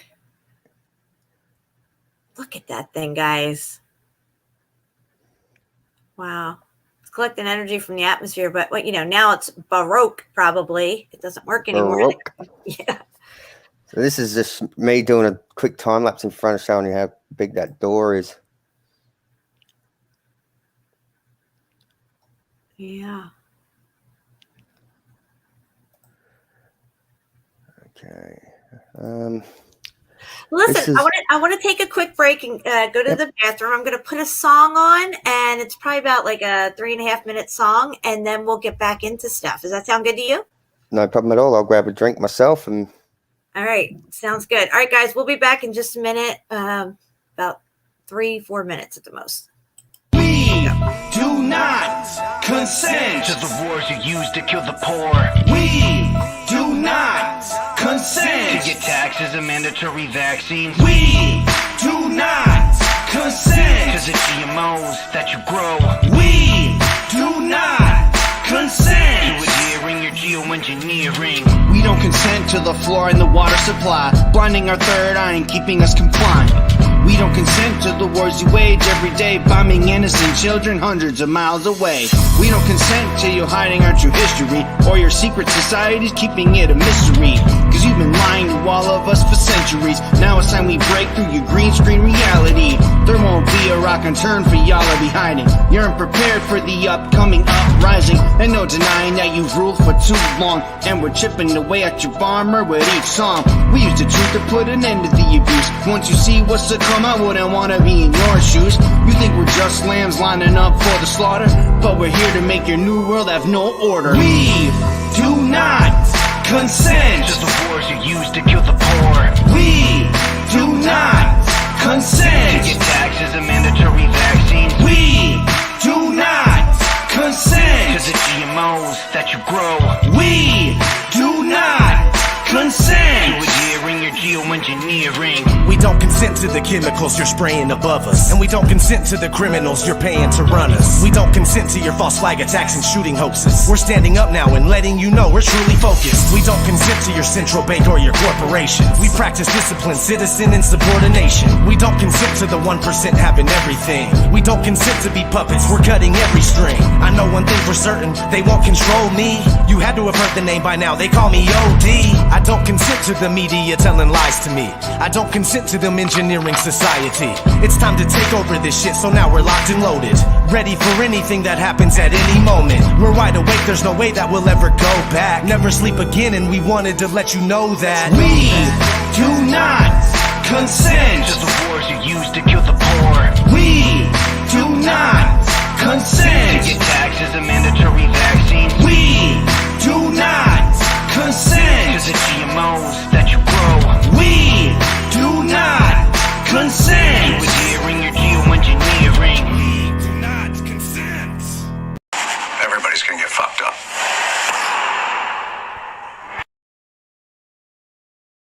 I love that. That's from the show Yellowstone, if anybody doesn't know, and that's Rip. And he says everybody's going to get fucked up. Anyway, before we get back into your stuff, I'm going to do a screen share while I have access to my photos here and everything's cooperating with me. So we're going to switch gears just a tiny bit, not too much off topic, but I have some stuff I want to show you guys. Okay, so this is kind of like reminds me of your area. Can you see this okay? I can. Okay. It does. That's exactly like what I was looking at on the waterfront here. And that's a column right there. Yep, it it is. Clearly, right? Yep. Let me see if I can zoom in on this sucker. But yeah, when you were showing all your pictures there, I was like, man, I got something that looks a lot like his area. I don't know where this is from, but I mean, this could be in your area. Who knows? Again, you have the look at the bricks there. See, that's a great photo. You can see those brick lines, very distinctive, and wow, the big column right in the middle of it all. Fantastic evidence. And this is a brick column. We saw these rounded brick columns in Pompeii and other places in India and Thailand and stuff, where all their temples are made of brick. So, and there you can really, really see the brick pattern. I mean, all day long, this is just brick, this whole thing. So yeah, great photo. And that's so similar to what I'm looking at here. But it's just cooked a little bit more. If you squint your eyes, you can almost see the perfect shape of that building. You know, what I'm looking at. Oh yeah, absolutely. I don't even have to squint. I'm not with this one, but with mine, it's sort of like, I don't know. You just give that hazy look. And it's like, yeah, I can picture that building perfectly. Yeah. Oh, well. So this picture here is in the documentary. I had given it to Jerry to use in the documentary. He was blown away when he saw this picture. And so I also feel that this may be an actual old world photo, or it to me would give you a good idea of what the old world looked like. When we say everything was buildings, they were everywhere, they were interconnected. Yep. This gives you an idea, if you use your imagination, of what this old world may have looked like. Everything was interconnected, guys. It does look like a photo, doesn't it?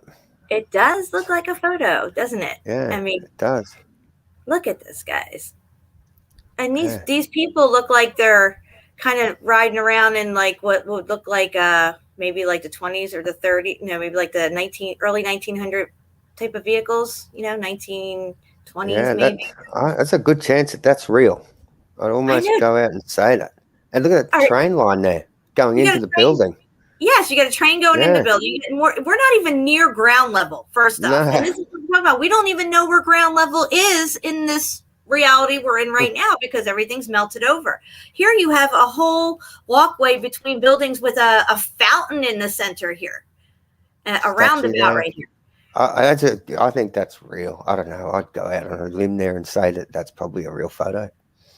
It looks too good to me to be, an old painting or something like that. These are lights. Like, this is all lit too. Like, see these lampposts here and stuff? So everything's all lit up. You can see the lights here, and it just keeps going down and down and down and down, and then up and up and up and up.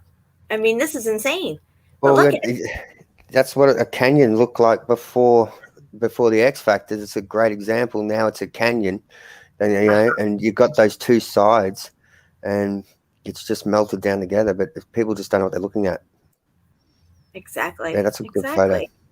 Great photo. And look at the arches. If you look at the if you go to like a lot of our national parks in Utah, like you'll see these arches. They even have ones called like Arch Canyon National Park or something. These are all over the place. You'll see them with rock curtained over. Like, say if this building rock curtained on the inside coming down, and then it started forming here, but it would leave that faint arch that you could see on the side of a cliff face or something. And we get like the one random column still, and you get that real distinctive clear column with the massive melt around it. You see that all the time. This just blows me away, this thing here. It's just, I know. It's so good, that picture. Yeah. I was like, and they've got that train line going in the building. And and then airships up here flying around. It looks too good to it's real to me. I think that's real. I think so. It's just something that's got through that they haven't been able to doctor. Exactly. It somehow got out there. It was in archives. Who knows? Somebody might have They miss stuff. You just got to, you got to really dig deep. All right, let's see if this picture loads for me here. Nope, it didn't. It does that to me sometimes. Hang on a second. Let me pull these back up. There was this one here I wanted to show you. Now, I found this on the top of Mount Cheeha, hiding under the underbelly of a rock. Nice. And clearly, these are mortar lines. Yep. They call them quartz now. But there they are. There's the mortar lines. The same thing with opal. I'm going to do a whole series on the opal mines here because I've seen some crazy stuff underground in those opal mines. It's like a place called Lightning Ridge, and Cooper Pedy is another place here. So there's a whole series I'm going to put together to do on Spartan on that. Mm-hmm. So this is the Grand Canyon. This is one of these openings that you're not supposed to notice, see, or even attempt to go into. But yeah, there it is. We'd love to be able to go up in that. Oh yeah. Yeah, the Grand Canyon is really, really interesting. I did a video or a live stream a while back about a 400-year-old brick tunnel that they found in there with all these different passage points. Okay, guys, so these are sigils for demons. And I just want to point out how they are very similar to electronics and also the tech that we see on tops of buildings. Yep, exactly. Yeah. That's the first thing I thought of when I seen them. Mm-hmm. Very techie looking. Aren't they? Now, these things move. They're 3D, fourth dimensional sigils. So if you take it up off of this flat surface and see it in its full form and then have it in motion, those are people dance those types of sigils. They can dance them into motion if you do certain choreographed moves. And those freaks at Burning Man. Yeah, and all the, the Michael Jackson stuff, all the stuff that they have, Britney Spears, Janet Jackson, all this choreographed stuff. If you really watch, even the TikTokers for the hospitals and stuff, that was all sigil dancing that they were doing. Yep. So here's electrical components and symbols. They look very, very much like, so here's the follow. I know it's very blurry, guys. I apologize, but it's a list for several demons and their sigils. And then, oh God, I'm so sorry. This happens to me all the time. I'll zoom back in just a sec as soon as I find them. I hate it when this does this. Ugh. All right. I don't know if it's going to go back for me. Oh, wait. Here we are. Okay. Where was I? I was on this one. Okay. Okay. Let's look at the circuit board, circuit symbols. So this is in our electronics, guys. And a lot of the stuff you see on here, you'll see on tops of buildings as well.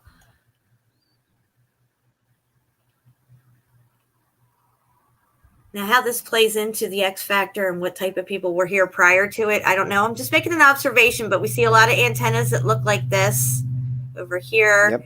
These types of things on tops of buildings, this conical roof stuff. I know it's flipped over, but where's the other one up here? I was thinking right here, this one you'll see a lot.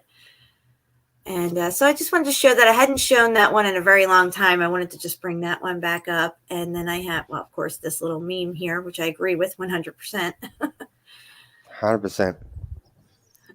Yes, I found this photo. I don't know if this is new or recent, but to me, it looks like some old world kind of prosthetic.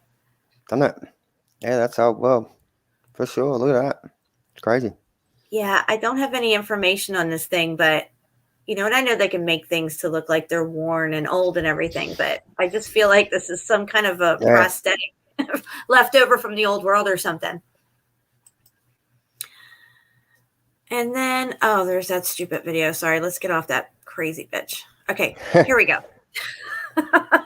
Okay, I talk about Dogman a lot, and I do want to ask you about Dogman, if you know about Dogman, and if you know anything in your area about werewolves and dogmen being seen.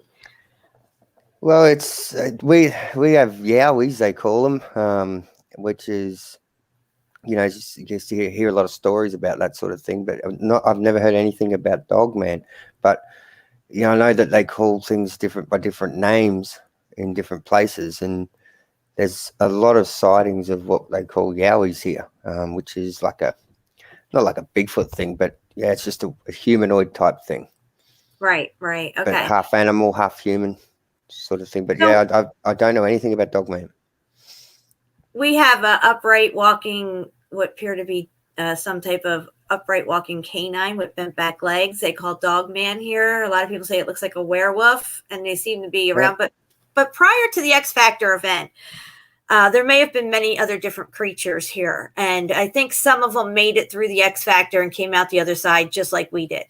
That would be maybe your Bigfoots and these creatures and some of the other creatures that people have seen that seem to be along the cryptid line and stuff. Cynocephali was the name that they had gone by, these dog-headed men. They were called cynocephali, and they are actually written about in many of the historical journals. His story, by the way, but Marco Polo, Christopher Columbus, and many other people have written about encountering these creatures on their travels. And at one time, they were actually civilized enough that they had a hierarchy in their ranks. They wore clothes. They bartered and traded with humans, and sometimes even helped fight in the wars that kings and queens were having, supposedly.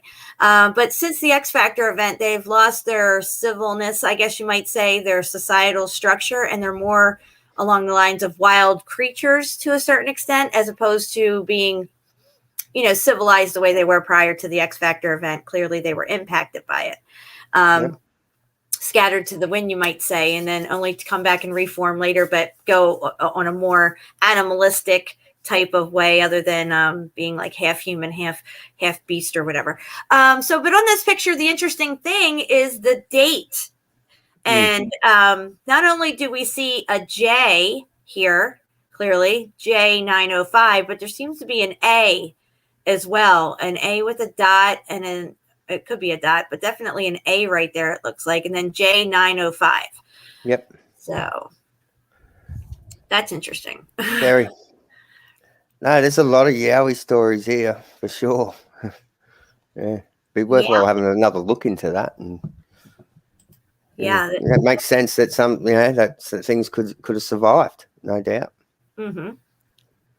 Let's see what we got next. I don't know. Oh, there it goes. It just did it to me again. See how Facebook just loves me.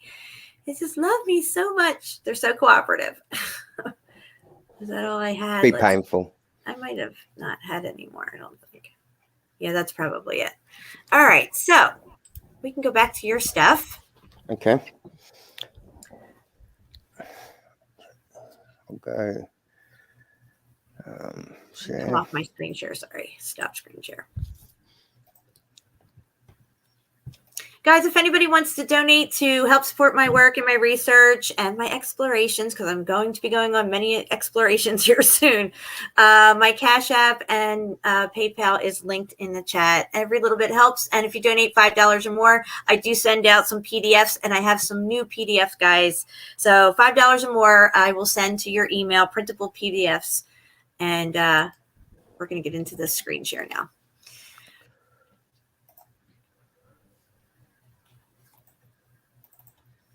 Okay. We still got 82 people here. So this is an old a mine I went and explored, and found a couple of openings in the side of the open cut wall. Took a little bit of video. They found a couple of bricks laying on the ground that are real cooked out. Mm-hmm. There's one brick just really cooked out. You can see it all popping out. Oh, yeah, look at that. This is the other angle of it. Yeah, that's pretty cooked. So there's a couple of openings in the side of the open cut. You can see, like, where they've mined out, but as they're mining, they've just found you can find tunnels and openings in it. I lost a lot of footage of this thing, unfortunately. I didn't have a tripod with me, so I didn't get the best footage of this. Now, is that a small opening, or is it rather large and you're just far away? It's probably, I'd say about the same size as me.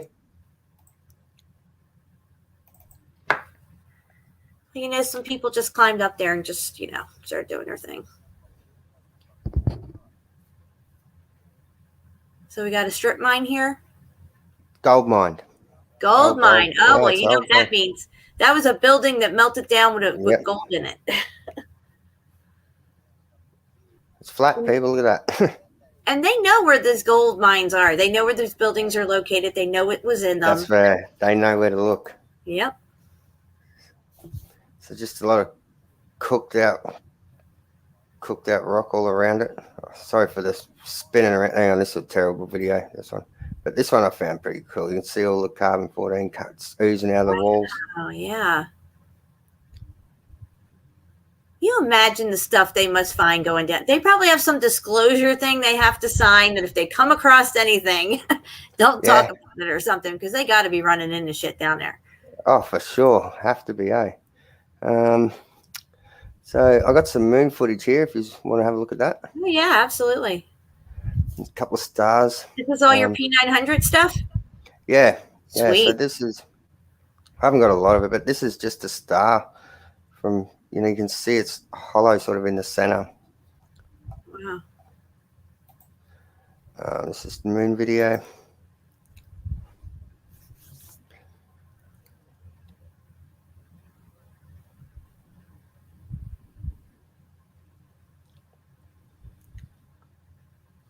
What do you think this thing is? I don't know. I got a few theories on it, but I've been doing a lot of thinking and filming with the moon. Like I've caught it.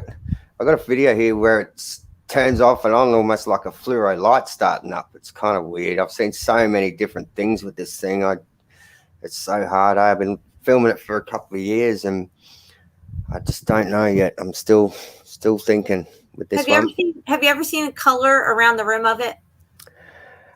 A couple of times. I've seen it do all sorts of weird stuff. Yeah. I've seen it with a blue ring around the rim of it, and then I've seen one where it's blue up top and yellow down the bottom. Yep. And it's just tripped me the fuck out. So this is.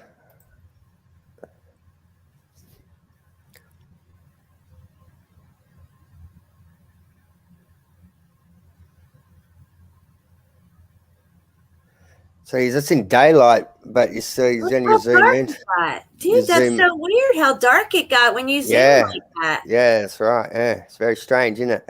Yeah. That's why I took that. See, it was on daylight. I'm filming. Normally, when even when blue sky, I've zoomed into it and it's still gone dark. I mean, it does look like it curves around there. The way the shadows are and those supposed craters bend around, it does look like it look like it curves. Yeah, it does. Or at least half a round thing. I don't know what's on the backside. We never see the backside. It could be completely flat. It could just be a half of a ball. You know what I mean? I don't know. It looks like electrical, like short, like electrical shorts to me. Every time I look at it.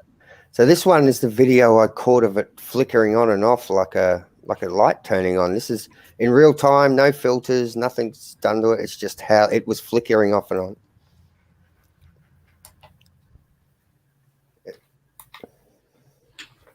Then it goes white, and then it goes back to another color. It's really strange. I've seen it do crazy things. Now, is this clouds in front of it, or is this on? Yeah, it's got some cloud in front of it. But yeah, it's so weird how it's changing colors like that. Yeah, it changes colors. Very strange. And then it goes white again. It's a bit blurry footage, but it went white again at the end. It's like it turns on like a light. It's very strange. Yeah, that is weird. Yeah. Yeah, it's kind of like when it first comes up on the horizon, it seems like it's really reddish orange and stuff. Yeah. And as it gets higher, it goes whiter and it gets smaller again. That's exactly right. This is filmed when it's first coming over the horizon and it sort of turns on. Same as stars. I've got stars footage where it's the stars half turned on even, and you can see a line in it where it's just not right, you know. Right. So this is it when it's gone white. So yeah, you can see where it looks like these electrical blowout marks do curve on this thing. Exactly. Yeah. I mean, there's something going on with this. I mean, I don't know what they are, what's keeping them up there. It has to have to do with the electromagnetics and the torus field of the plane itself with the it's like a Tesla coil. Yeah. I'm not sure what star this one was, but you know, it was just doing some crazy stuff. So I thought I'd try to get it on film. It's really difficult to get stars. Yeah, you have to have a tripod, and you really gotta. Even with the tripod, it's hard. You gotta try getting on it. But this thing's got some crazy, like doing some crazy stuff. Dude, that's awesome footage. I love it. Me and Steve love this stuff. Same. I can't stop filming stars and that in the sky. Like it holds a lot of answers to things, I think. Yeah. We just got to keep doing it and thinking about it. And plasma or something. Yeah, it's crazy, isn't it? And people say it's the camera shutter that makes it hexagonal like that, but it's not. This shaped that way. That is it. I got to get a P900. I got to get a drone too. Yeah, I want to get a drone. That is so cool looking. Look at that thing. Wow. I'm telling you guys, we have no idea the true nature of this place. No. We don't know shit. No. Wow. You can see those waves of energy going over this thing. Look at it. It's crazy, isn't it? It's absolutely crazy, but it's so beautiful. It's like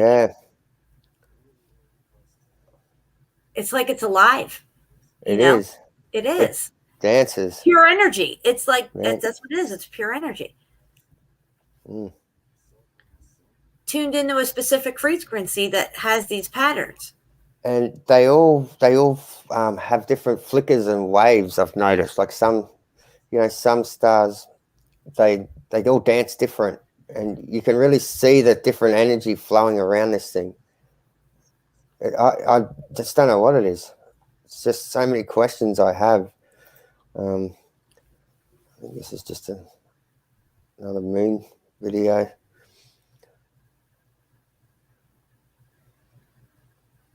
So to give you a good look at, like, it's definitely like this thing has answers to things, you know. Mm-hmm.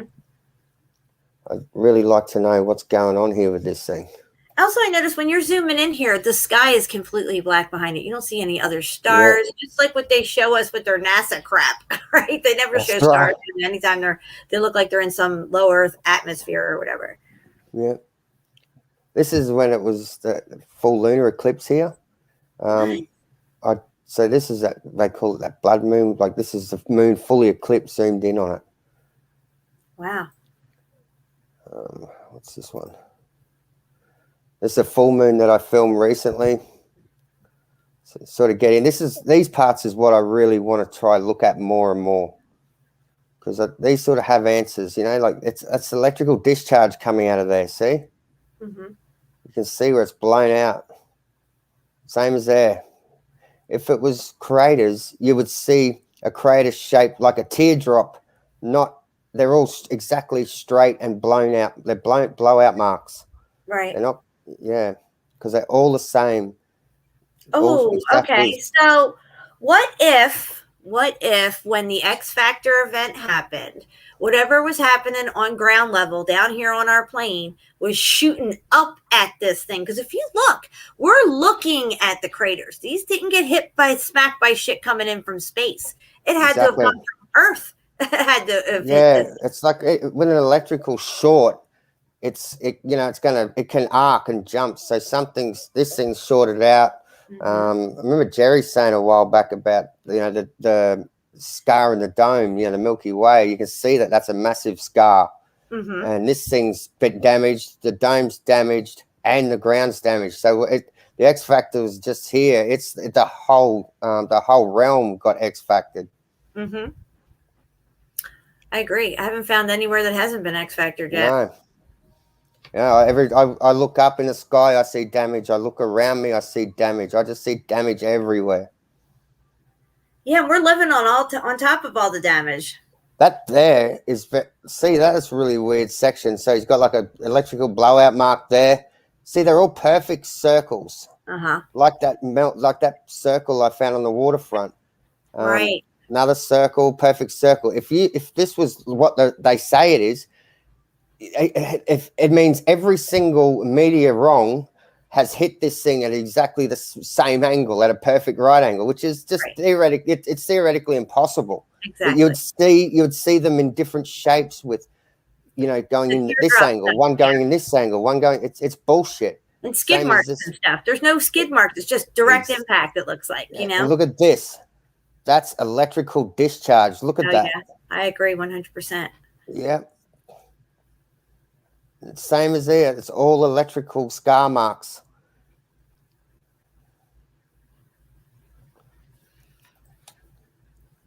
That was really good. So that's all the boot stuff I got. Got some other stuff there. If you want me to show it from Valdez, his boots on the ground stuff as well that he sent me. And I got a few photos that I found on the internet as well recently, if you want me to show those. Oh, yeah, absolutely. Let's go for it. So this is all of Valdez's work. Now, Valdez is where? Where's he located again? Edinburgh. Okay. All right. So you can see Edinburgh, Waverley in the UK. All righty. So you can see here an old brick wall there going up into this melted wall here with the castle wall. This is all blocked right up into this old building.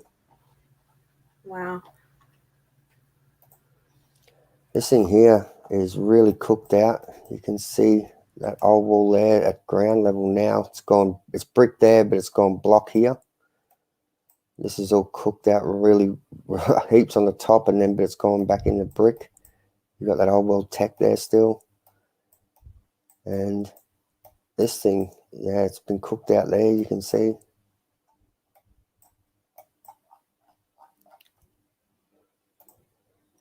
This wall's just crazy. You can still see the remnants of those bricks, but it's just gone really cooked.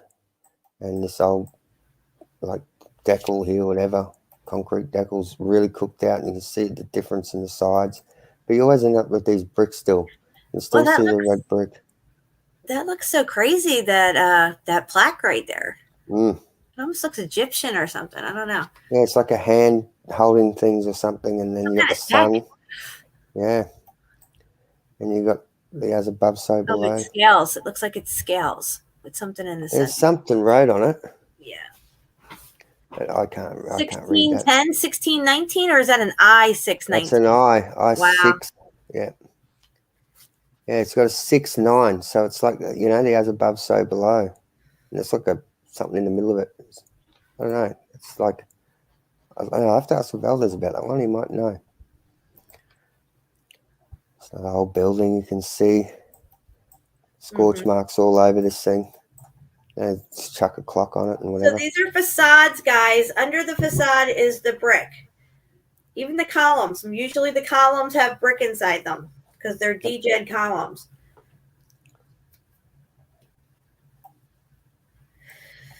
Wow. Is that a headstone? I'm not sure. I think it's in a cemetery. So, but it's obviously some sort of tech. It's you know, interesting, you can, for sure. Yeah. It's different.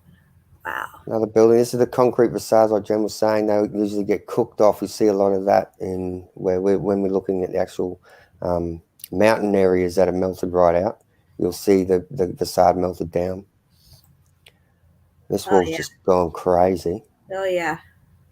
It's gone weird as up here. Like it's. Now see, let's go back up to the top. See these white lines coming down? That's just like what I showed you at Chiha, cooked into that rock. Those white mortar lines.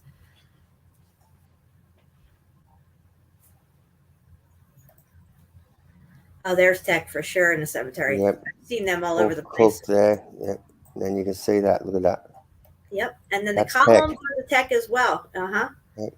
All these, that's all tech, all that around there. Yep. Probably all lit up. Imagine what they would have looked like back in the day. Wow. It's another angle. This is tech as well. Oh, yeah. Look at this. Wow. It looks like something probably was on the top of it, too, the very top. Yep. That's good. And this wall's really cooked out as well. You can see it's got those striations forming there. This building's sitting right down in the brick flood. You can see that. And it's been really cooked out. All those walls cooked out, but still the brick around the edges. So they've obviously put that new door in there. But that old door is huge. Yeah. You know? Yeah. Crazy. Wow, look at that. Now, see, to me, it looks like they put that thing in the center. Yep. Yeah, they added that in. Yeah. And now it's a monument for somebody, a headstone or something, but it's really tech. Obelisks fucking everywhere. See this in the background here, like, you know, that diagram you were showing earlier. You see a lot of that. Wow. See, everything's brick, guys. Everything's brick. This thing's just gone nuts. Like it's sitting in brick flood. It's got a section here that's it's completely different to this heat damage. You can see where it's sort of the heat line's gone up through here, like a lightning would go, you know, like almost. But it's from the X factor. Yeah, because all these components were hooked into the grid system, guys. All these houses, temples, all these different buildings, Capitol buildings, these are all components on the grid system. All this stuff you see, the Antiquitech and graveyards. And when you have components frying from the bottom up, they're going to just melt right up the whole thing, wherever the tech is. So even this, it's some sort of old tech. It's all cooked out. You can see the heat damage all the way down, and even the bottom section's really melted out. And you got that same, you know, that same design there.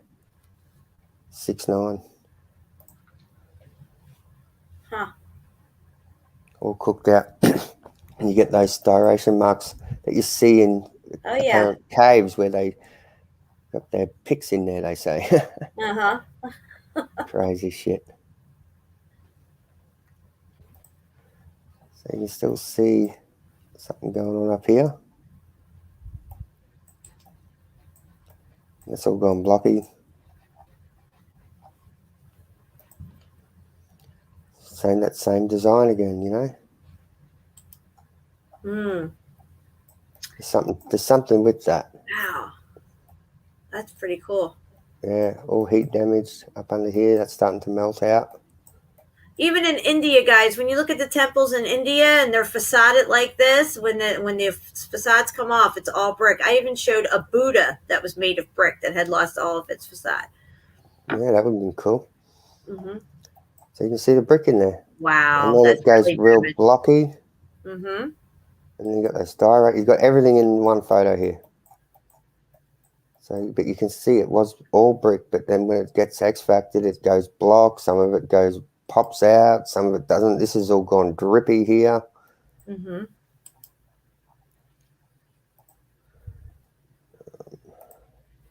There's just that other angle of that building.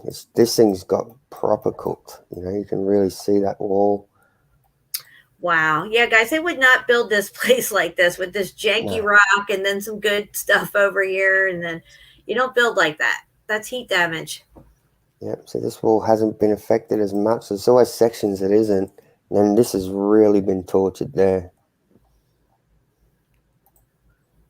So this is something that just goes into the ground. You can see, you know, it's been cooked out.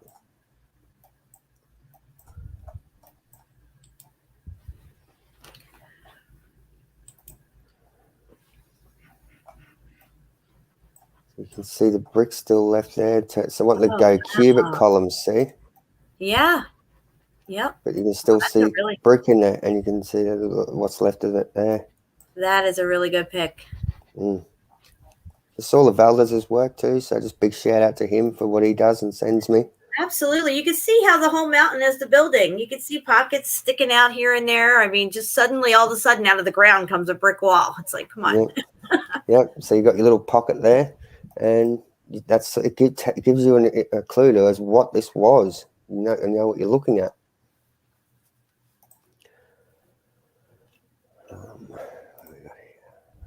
So I sort of slowed down his videos that he sent me so we can get a bit better look, but there's some good stuff in there here as well, especially this. You can see A-frames there, perfect A-frames, but all melted out. And then brick lines there at the top, look at that, melted down. Yeah, wow. Look at that. That whole thing is the building, guys. It looks like Vesuvius right there a little bit, the upper rim. Yes. Yes.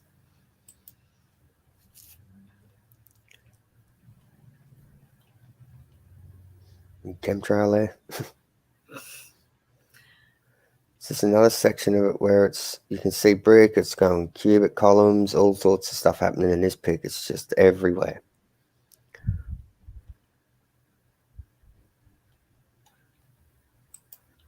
Wow. So this is a good spot. He's right up on the top of the hill here, on the top of the building. You can see one piece of it still remaining sticking out of the melt. Yeah. Look at that, guys. Wow. That's what they're standing on, melted building. Yep. And there's one piece left over, looking out over all the other buildings.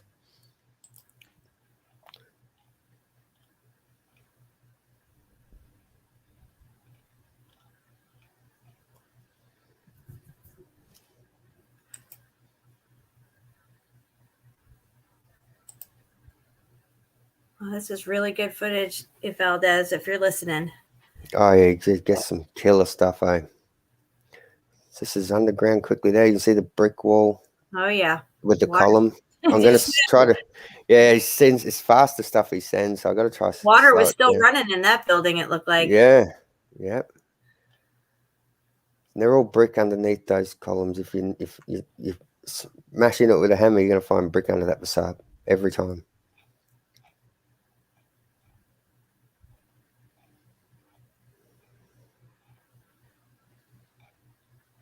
It's cooked right out that building there too.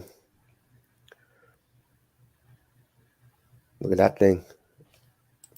Loaded up with text wow. still. So there's Oh, that yeah. symbol on top that you were showing earlier. Yep, exactly. Yep.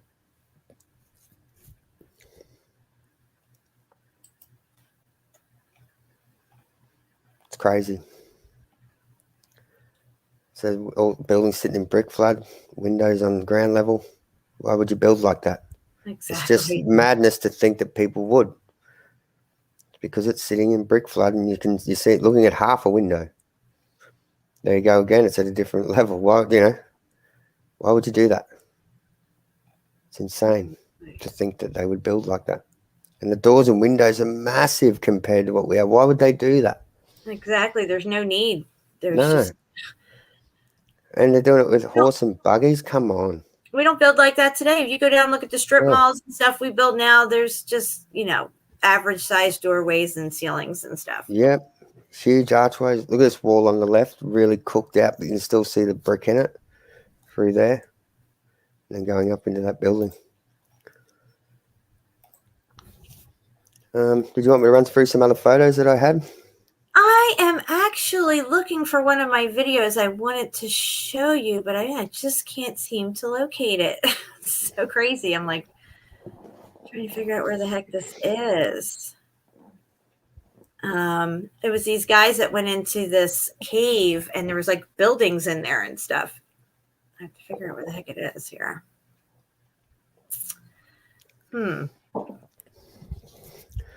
But there's so much evidence around. You just got to get out there. I can't recommend it enough. And it's always good to get out and go for a walk anyway.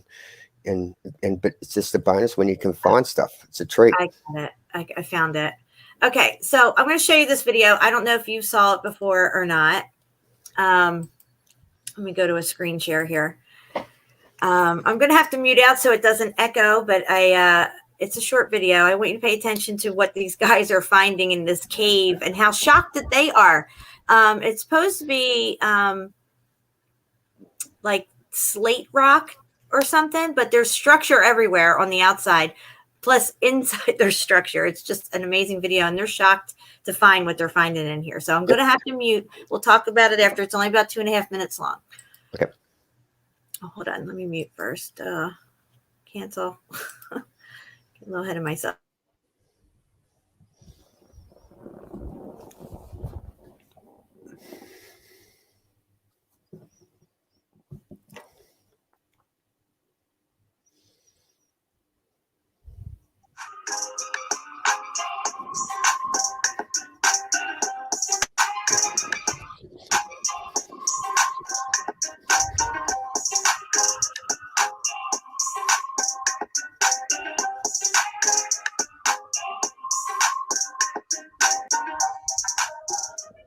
It's like almost like an out thing that you'd find outdoors in a cave.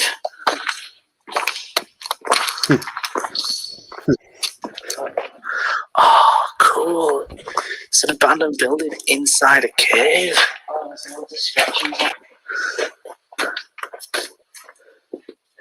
It's just so weird seeing a building inside a cave. Oh my god! Are you fucking kidding?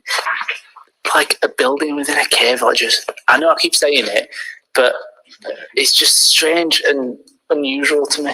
You want me to climb up to that and sit on that ledge? Oh. Whoa. He's holding up this entire... Oh my god.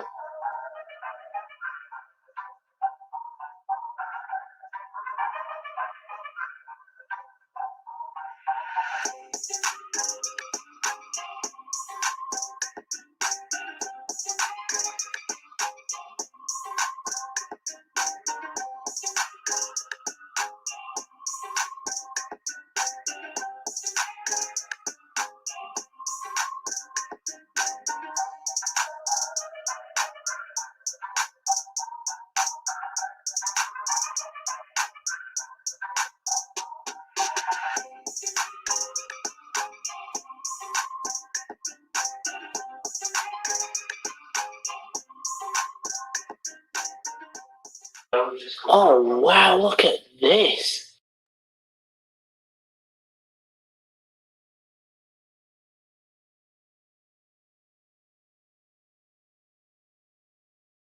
Holy shit! It's like Santa's grotto.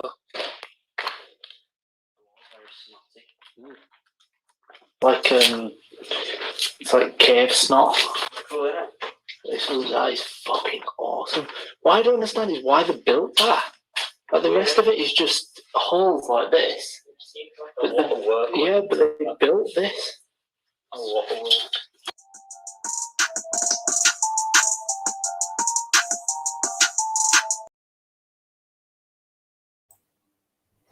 Wow.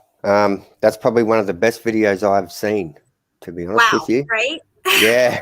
That's a wow moment. Like, yeah. So they're yeah. inside this cave and they're like, see, you can see that the building melted down sideways, whatever was above that archway and stuff. And it was all, and that mortar snot hanging down. And they didn't just build that one section. The rest of it's just more muffed up and melted out. Yeah, that's like a little pocket of crazy evidence. Yeah. Definitely one of the best videos I've seen in a long time. Like probably that's up there with some of the best evidence I've ever seen. Thank you. What I do is I look at people's personal footage of exploring caves and different things like that, different mines and stuff. Yep. And so because that's where you really find the juicy nuggets and stuff, better than looking at some professional thing about a documentary about some, whatever. And that's where I found this. And I had watched these guys a long time ago without my new eyes. And I remembered, I was like, oh, those guys, I got to go back and rewatch their stuff. And I just chopped it up because it's really like about a half an hour long, their whole, journey up there and stuff. And they're just joking around like guys do, just, kind of like older kids or whatever they're acting like. But I had to chop that. Yeah, you got to chop the good stuff out of it. Yeah. Yeah. It was so good. I was like, look at that. Yeah, that's crazy. Like, yeah, I'm going to go back and have another look. Is that on your channel? Yeah. I'll bring it back up and I'll share it in the chat here. I'll send it to you for sure. Yeah, that'd be good because I wouldn't mind having another look at that. A lot of people who are new to my channel or they're familiar with my work, they don't go back into my stuff. And I got a lot of good videos. You just got to go back about a year ago, even when I started putting a lot of these little mini videos together and stuff. Some of them are just different locations with drone footage showing the meltification in a lot of these different areas. But yeah, some of the drone stuff's great. It'd be good if we could. Like, I definitely want to get a drone. That's my next investment. That's my next mission as well. Yeah. Yeah. Yeah, 100%. Yep. You get right up in that stuff then. But I've got a couple of big trips planned and just getting out there now. I went back out recently, but got rained out as well, and so it's just timing, like, to be able to get out there. But I want to spend a lot of time, like that Glasshouse Mountains complex is, that Glasshouse. It's just an interesting name, Glass House. Yeah. Like it's kind of like it's telling you in the name of the thing even. Why would they call it Glass House? Like, it's strange. You see even like those old Tartarian buildings, those glass house buildings, they had glass house.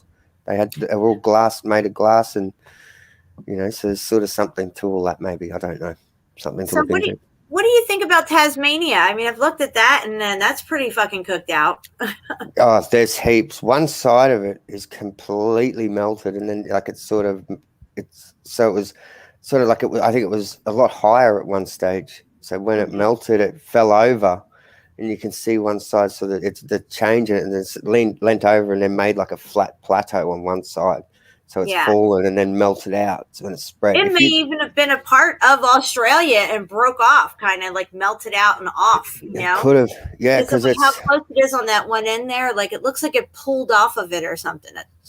Well, if you look at the underwater, like how they got those sort of Google Earth images, but you look at the sections in between. It's called the Bass Strait, in between Tasmania and Australia. You can see distinct lines, like almost square edges and things, where something has happened, like you just said. It's everything was connected at one stage, but I think there's different parts with different heights and things, and when it melted, things have fallen, laid differently, spread out like you like hot wax would run down in different sections. So You know, to be able to get rid of all that water would be amazing, and be able to have a good look around underneath there would be awesome. So, Have you looked at underwater footage? Because I've seen a lot yeah, of stuff underwater. Yeah. yeah, a lot of Derek's old videos. He's done a couple of underwater stuff there. They're really good to go have a look at. But I'm looking at everything now. You know, it's sort of like you get on a journey, and it's like, oh wow. You sort of go down different paths, and you know, So at the moment. Go ahead. Sorry, you finish. No, you're right. Yeah. Well, I'm just wondering if in your journeys, have you found anything that looks like petrified wood to you at all? Because I have come across a few large stones that to me look like petrified wood, and I was wondering if you've had anything like that there. Yeah, not here. I haven't seen anything like that here. I have seen footage of that from over in your way. There's a place that does look like tree branches. So, but it's sort of gone crystally as well. Yeah. Yeah, I don't know. It's hard to comment on what on anything like that, because you know you got to be there to look at it in a way, haven't you? Sort of You know makes what's it interesting? What we don't consider is what was on the interiors of these buildings. Like when you look at the outside of our houses now, or the buildings we build now, they look completely different on the inside. We have different things on the walls. We have different technology throughout our house and stuff. And, you know, we don't consider that all that stuff was melting down inside these buildings as well. And I think some of that has to do with the crystals that are formed, crystallization, because it's heat and pressure that causes crystallization. And I think that the different types of crystals that we got going on is because of these things melting into each other, and with that heat, the molecular structure changing and everything. And I mean, what do you think about crystals? I agree with what you just said. You know, different, like obviously you got different cladding components. Like, you know, you would have had something inside. You know, it's not just, you're not just going to have all these red brick buildings, because you can still see the facades on the outside of some of them. So obviously there's going to be some sort of different material inside for cladding, different grid components that melt down and then get compressed in with the brick as well, can form different crystals, in my opinion. Same as with gold, like they would have used gold in as a component part, same as they do now in a computer. They have certain parts of a computer even now that are gold. So it makes sense that in a larger scale on the grid, they would have had certain components that were gold. They would have made them ornate as well, like everything was eye candy as well as it had a purpose. So that's how they know where to look for gold now, because this was they know what certain sections were. They got the maps, the locations of all the buildings, where they were. They know what they are. If you look at who owns all the gold and silver and all the precious mineral mines and stuff like that. I don't know if you know about Seville Cathedral in Spain, but it has, a whole wall of gold, like from head to toe. You can't even fit it in the picture. It adds up to, I think it's 44 tons of gold, which is, it's just astronomical. It's like over $2 billion worth of gold sitting in this one cathedral. Now, the historical narrative is to this, because they have to explain where all this gold came from, right? They say that the conquistadors went over to the New World, raped and pillaged all the Aztecs and the Mayans and all that crap, and brought it back. And guess what they did with all their gold they brought back? They gilded this church wall with gold. It makes complete sense. Now, if this cathedral was to have melted down during the X Factor event, you would have a massive fucking vein of gold in that location. And I guarantee you there'd be a gold mine there. 100%. Yeah, bloody oath. You know, and that's why I want to do stuff on the opal mines here, because opal mining's a big thing here, and that's not far from me either. And that'd be interesting. Yeah, it's very interesting. I've caught a few things recently. That's my next journey, to have go right into that. But there's that gold temple in India too, isn't there? Like, you know, if you melted that thing down, how much gold's going to be in there? And like, once again, it'd be a gold mine. And if you look at all the stupas and stuff in India and all this stuff, a lot of that stuff is missing its gold. They took that shit gold. They took it down because it's not functional. It's not working anymore. It's Baroque. They don't need the gold there. I think that's what the gold rush in California was. They got the people to rush out there, clean it up, get the gold out off the domes and stuff. What I want to know is, all these buildings that were left over from the X Factor event that were not completely melted down and they used for all these cities and stuff, what happened to all the stuff that was inside these buildings?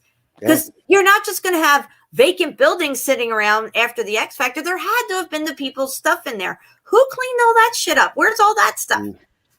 Well, it's the survivors, I suppose, probably, you know, got railroaded into a lot of things, and then they probably give them all the jibby jab, and who knows what's going on, you know? I don't know. Like, you sort of, this seems to be a common occurrence every 100 years. Like, you look back, it's jibby jab time, isn't it? So, who knows? You know, every once in a while you'll see an old picture of a giant chair, or, you know, you ride into a town and there's some old giant chair sitting there and they say something stupid like it's for some furniture company or something. We have one here even. You see them giant guns, and, you know, I've seen giant forks and all sorts of stuff. So, you know, I've seen some crazy things. Now, so. I think Martin Leedick, Flat Earth British, I think he was showing like maybe a year or two ago a bunch of old photos, rare stuff, and these were a bunch of guys pulling a cart behind them, a big cart that they had some horses, and they're all pulling it. And on the cart was like these huge bowls and chairs. I think that's where I seen it. Might have been on his channel about a year ago or something. Yeah, good chance. Yeah, you know, you see a lot of stuff like even they'll say it's a dome or something, but to me, I look at it, it's like a giant bowl that's flipped over or something. I can't remember the place, but I've seen a lot of that stuff, and it makes sense that, like, with the door sizes, the window sizes, different things, even like the handrail sizes on some, like balustrade sizes, they're massive. It's like, why would people make them? What are they keeping in? You know, like, it's crazy. So it just makes sense to me that we were all different sizes, 100%. There was small ones, big ones. Well, it looks to me like the big ones had the little ones make the brick, because all the brick that we see is our size brick.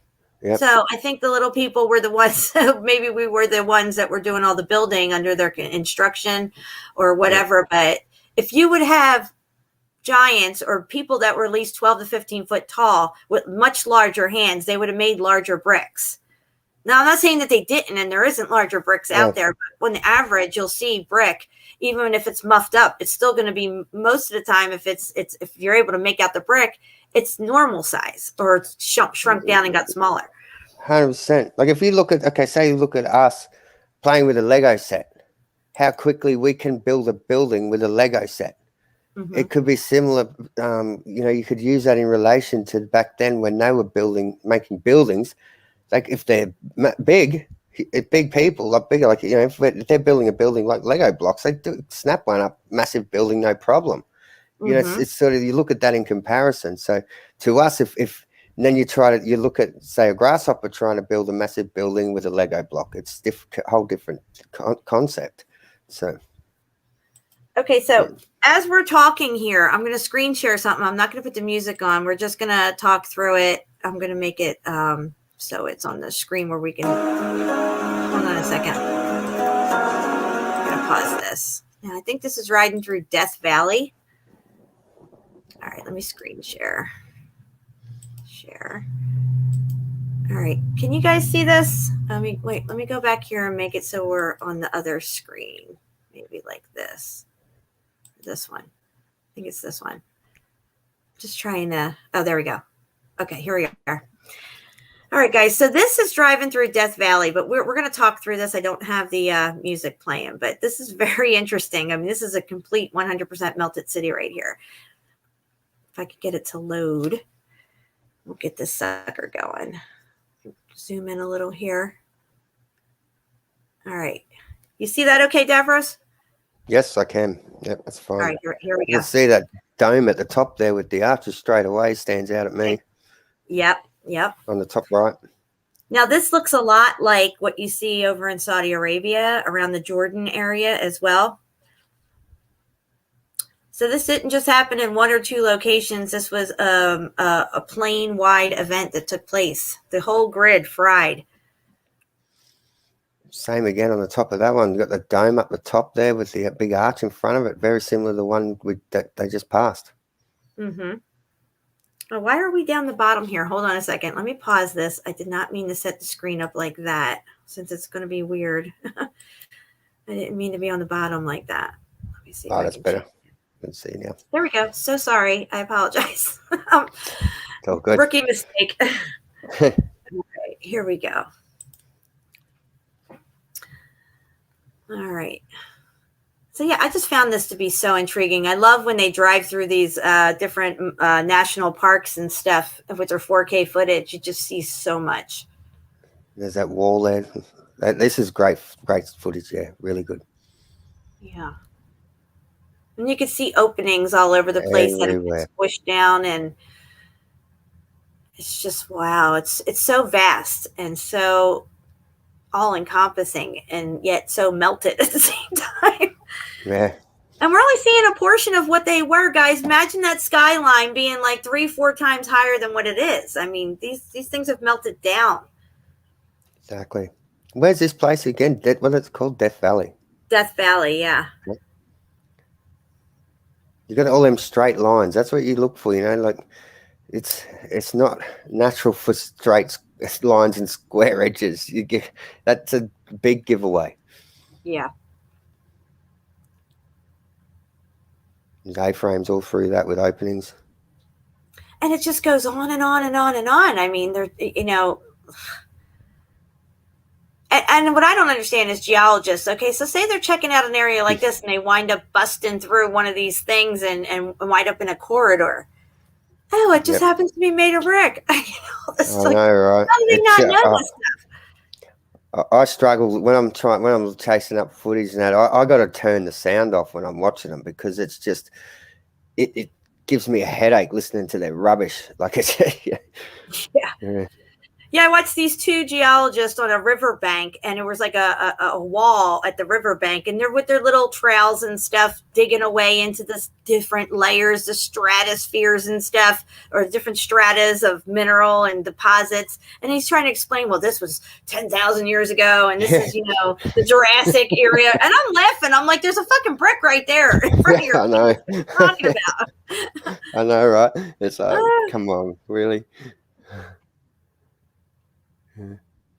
And same as like the whole dinosaur narrative, I think that's one big story to cover up giant bones. In case you might be lucky enough to find the odd one still. It's like, oh yeah, that's a Tyrannosaurus leg bone. It's like, come on. Yep, and most of them are all plaster and stuff. And they say, they reconstruct those ridiculous things in there to they brainwash the kids young with that, and it was two Freemasons that come up with it. The Bone Wars, apparently they called it. And you got all the Jurassic Park movies, all the stuff. They make them in cartoons. They've just become a part of your world, like space. Exactly. Space isn't real, and neither are dinosaurs, and neither Santa Claus. Well, why they push space so much in primary school, and then they indoctrinate the crap out of the kids in primary school, but then they back off it a bit when they get to high school. It's like the programming's done, so let's hit them with some other useless shit like what X is worth or something. Like, who fucking cares what X is worth? It's like there's only 9 numbers. You just need to know how to add them up, and the real truth's out there. You got to go find it, and they just fill your head with all that garbage. And by the time you get out of there, like if you're going with the program, you're already gone. There's no coming back from that. If you've fallen for the program, it's very difficult to unprogram yourself. So that's why I was lucky. I never bought into it all when I was at school. Oh, I love space. I so wanted to get off this planet and go somewhere else. Yeah. But yeah, you got to give it up once you learn the truth. It's just. Yep. It makes sense. It wasn't. Yeah, I liked it too. It was one of those things, but the whole flat Earth thing, it resonated with me quickly. You hear a lot of people. Yeah, I took to it right away. Yeah, same. Yeah, it just made sense to me, and that's when I got the P900. I'm like, okay, well, I'm seeing these videos. I'm just going to buy one of these cameras, and I'm going to see for myself. I just got to see, and straight away I was like, okay, wow, this is crazy. This is real. And it was good to have the camera and be able to go out there and do those experiments on the water's edges and stuff. Like, I used to do a lot of flat Earth stuff. I obviously don't do it too much anymore, but I still do the odd. I still like to film distance things, and just to show people, like, look, why are you looking at that? Why can you see that? But you get that same fluoridated look from them. It's like, yeah. It's like they just can't get it. Yep. They just don't get it. No, this is really good footage, though. I'll go over this place as well and have a look at this. I'm pretty sure I've seen some of this stuff already, but this is good footage. I like the concept of driving through it, like you said. Yeah, you could do drive-throughs on national parks here in America, and I'm sure other places around Europe and stuff, I would assume. But that's the kind of footage that I go after. I go after people's personal hikes up of a volcano. You're going to see shit on their footage that you're just not going to see anywhere else on that location, and that's what I like to go for. I like it. Yeah, it's a good concept, definitely. Yep. But go ahead. We've been using Yandex as well recently. Are you familiar with that search engine? No, what's that? You just type in Yandex. It's like a search engine, a Google search engine, and you're getting a lot more variety of pictures, and the clarity is just second to none. Like, you can really zoom in on stuff a lot more. I've got a few pics here that we got off of Yandex I can show you. Yeah, absolutely. I'll run through them, and it's just a whole different angle. It's like we're going to start... we're going to redo everything again, because the quality is just amazing. Wow. Yeah, because I've zoomed in on Google stuff and it gets pixelated, or it just only goes in so far, and it's frustrating. Exactly. Yep. All right, here we go. Oh, now it's not doing... Really? Okay, why am I up there? It's messing with me. It's changed my taskbar settings on me. Wow. Okay. Oh, wonderful. Yeah, awesome. Just to confuse me. Lucky I know what's going on. This is, you probably would have seen this, but this cliff house was built. I just found this building, they called it the Cliff House, and then they burnt it down. You would be familiar with this, no doubt. Yeah, we've shown this on our shows. There's no way somebody's going to build that shit on a cliff. And then that's right. And then you got these Freemasonic looking jokers, very proud of their work here. I agree. They look like they just achieved their goal. Definitely. So a lot of this stuff is Yandex. So you can just see the clarity already is just, you can really zoom in on it and get in there and see it. Like, you can see these tops are still pretty intact, still cooked out red brick. They call those windbreakers on Mauna Loa. Yeah. And as you go down, you can see it's more and more cooked out, melted down. That's whole edges really melted out. Wow, that looks so much like what you would see on Mauna Loa. If it was all more crumbled down onto the ground, it would just look just like that volcano. Look at this, guys. So you can see the old column still intact there. It's sitting in brick stud. Just like the beach thing that you just showed earlier. This is exactly what I got here on the beach. Yep. If you take that out, only look at this section. That's the beach with those those openings that rock curtain over. Yep. It's all melted right out up the top. But this is what this pocket pieces, the pocket of survival. That's what gives it away. Man, this thing interesting. Just like a bit of old tech here, still there, but it's cooked out. You can see. What's going on with that? Wow. Look at that. That's crazy. Yeah. What?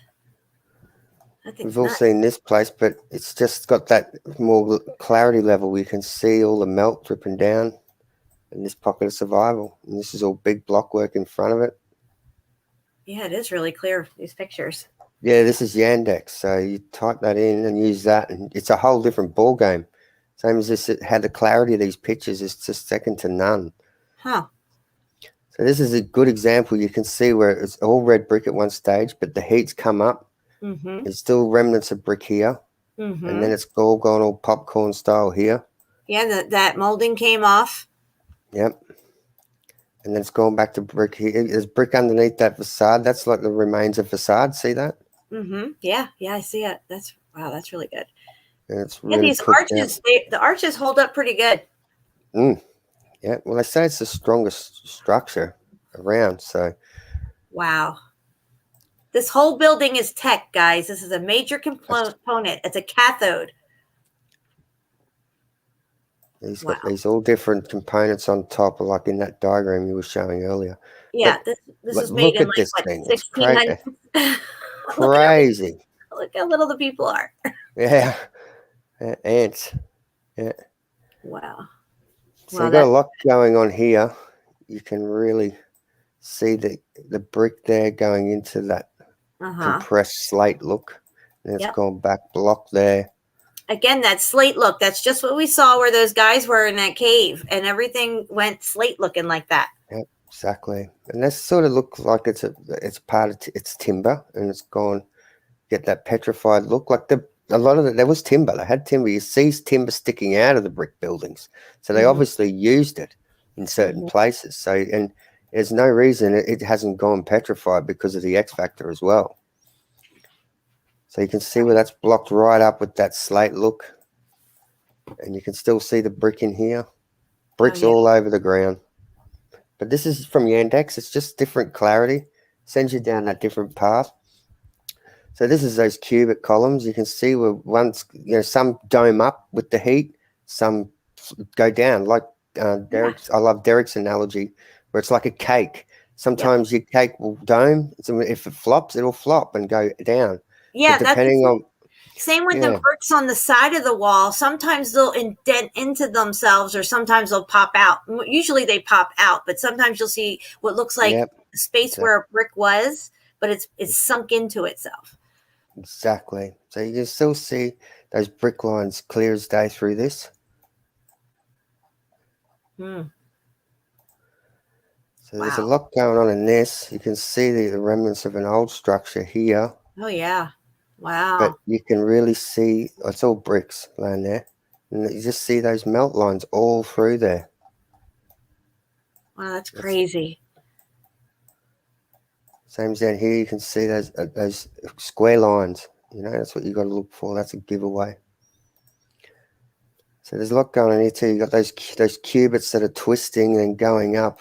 The heat's going up, melted all the bottom. The heat's going up through this wall. But you can still see where it's that facade, whatever's still left there. That's not as damaged. But this one starts to get more damaged here as you go along right up to here. And then sort of, it's like leave certain sections like a twister would leave in a trailer park. Some places they get left alone. Others get totally munted. That's right. Yeah. So you look, same as this picture. You know, you got all heat damage up here. Still, look, you know what that reminds me of? These square windows. These square windows, guys. I just showed that volcano in Japan. Onaguchi, or I can't even pronounce the name of it. But anyway, the last video I did on that volcano had this type of supposedly erosion stuff on the side of the mountain where it had all these squares in it. And it looked just like that. That's so crazy. Yeah. Yeah, I have to look at that and just send me a link to that. So you can see this is like got that cubed look. It's starting to go cubed. That's all brick lines. That's all brick lines. Same as this. Like if you kept dripping wax down a wall, you're going to have these runs, and then it will build up run like at the bottom. So this was dripping hot, melted down from here over the top. And this is all This was a structure, a piece of the edge of the structure, massive. Look at the size of people this thing. Wow. So you can only imagine how big these components were. And it just shows you a good example of how it melted. Yeah, it looks like there's arches there too or something. All through there. Yep, you're correct. That's incredible. So just this, we've seen a lot of this stuff, but just go back over and have another look with Yandex because you can get right in on the stuff and have a really good look at the melt now. Swirling around right there. Wow. Yeah. So that's popping out of that archway there. Window, I should say. So then it goes a bit more normal through here, but then goes melted again at the full munted at the bottom there. See how it's, so you can see how it's all just gone. It goes full block, and then it looks like it goes rock look, and then it goes into the brick. Oh yeah, part of it they carved it. The other part they put blocks in. Yeah, that's right. Yeah, the official story is just ridiculous. So Wow, you can. look at This this. thing's just been really cooked. You can a good example of a building getting cooked right out. That must have been Stairs like have melted was down. that a copper awning going around it? What is this? It's something like it looks like a curtain. I don't know, but Wow. it's got an old look to it, you know. But Yeah. it's got that same color. But I thought it was like just a vinyl curtain that's been put up there. But it's definitely it could be aftermarket thing. See, it looks new to me. It looks That's like nuts looking. canvas or something. Yeah. But this building is an old building and it's been proper cooked. You can see it highly heat damaged. Wow. I bet that place looks cool on the inside. I Look at bet. that. So you can see this is timber floor joist What's that sticking window there out under the house? There's a window right there. right there. What's And you can that? see that that's an old brick wall going into the heat damaged. This was all one big building. Same as Wow. here. You can see that the heat damage has gone up right to the bottom of that handrail. That's incredible, dude. There's another grid component. You can see that, you know, what it served, its exact purpose. We don't know, but it's good to look at them and sort of put them all together and especially with diagrams you're showing as well. Maybe that we can look at these on scale up your diagrams on a larger scale, and maybe it might make some sense to what these components actually Yeah, when you serve. have you looked at Saxiawam? Because Saxiawam, you can tell looking down at it that it's a component. It's like a computer board. Crazy. Yeah, that's a big giveaway. Yeah. And just pocket of survival on the top of this big melt. You can really see it all melted in behind it, how it flows down. Listen, Davros, I don't mean to interrupt you, but I got to go pick my hubby up from work. Yep. So I'm gonna wind this down here. Let me stop. No this. problem at all. It was great having you on. I had a lot of fun. This was Likewise. amazing. No, I enjoyed it. Have to do this again for sure. Yep, for sure. And I want to thank everybody who hung out with us tonight, all the new subscribers. I hope you enjoyed the show. And let it not be said that we stood by and did nothing. And also make sure you sub and bell Davros. His channel link is in the description below this video. And so make sure you guys get over there and subscribe to him. Thanks again, Davros. I really appreciate you. Likewise. Thanks for having me on, Jen. Thanks everyone in the chat. Thank you. We're out of here, guys.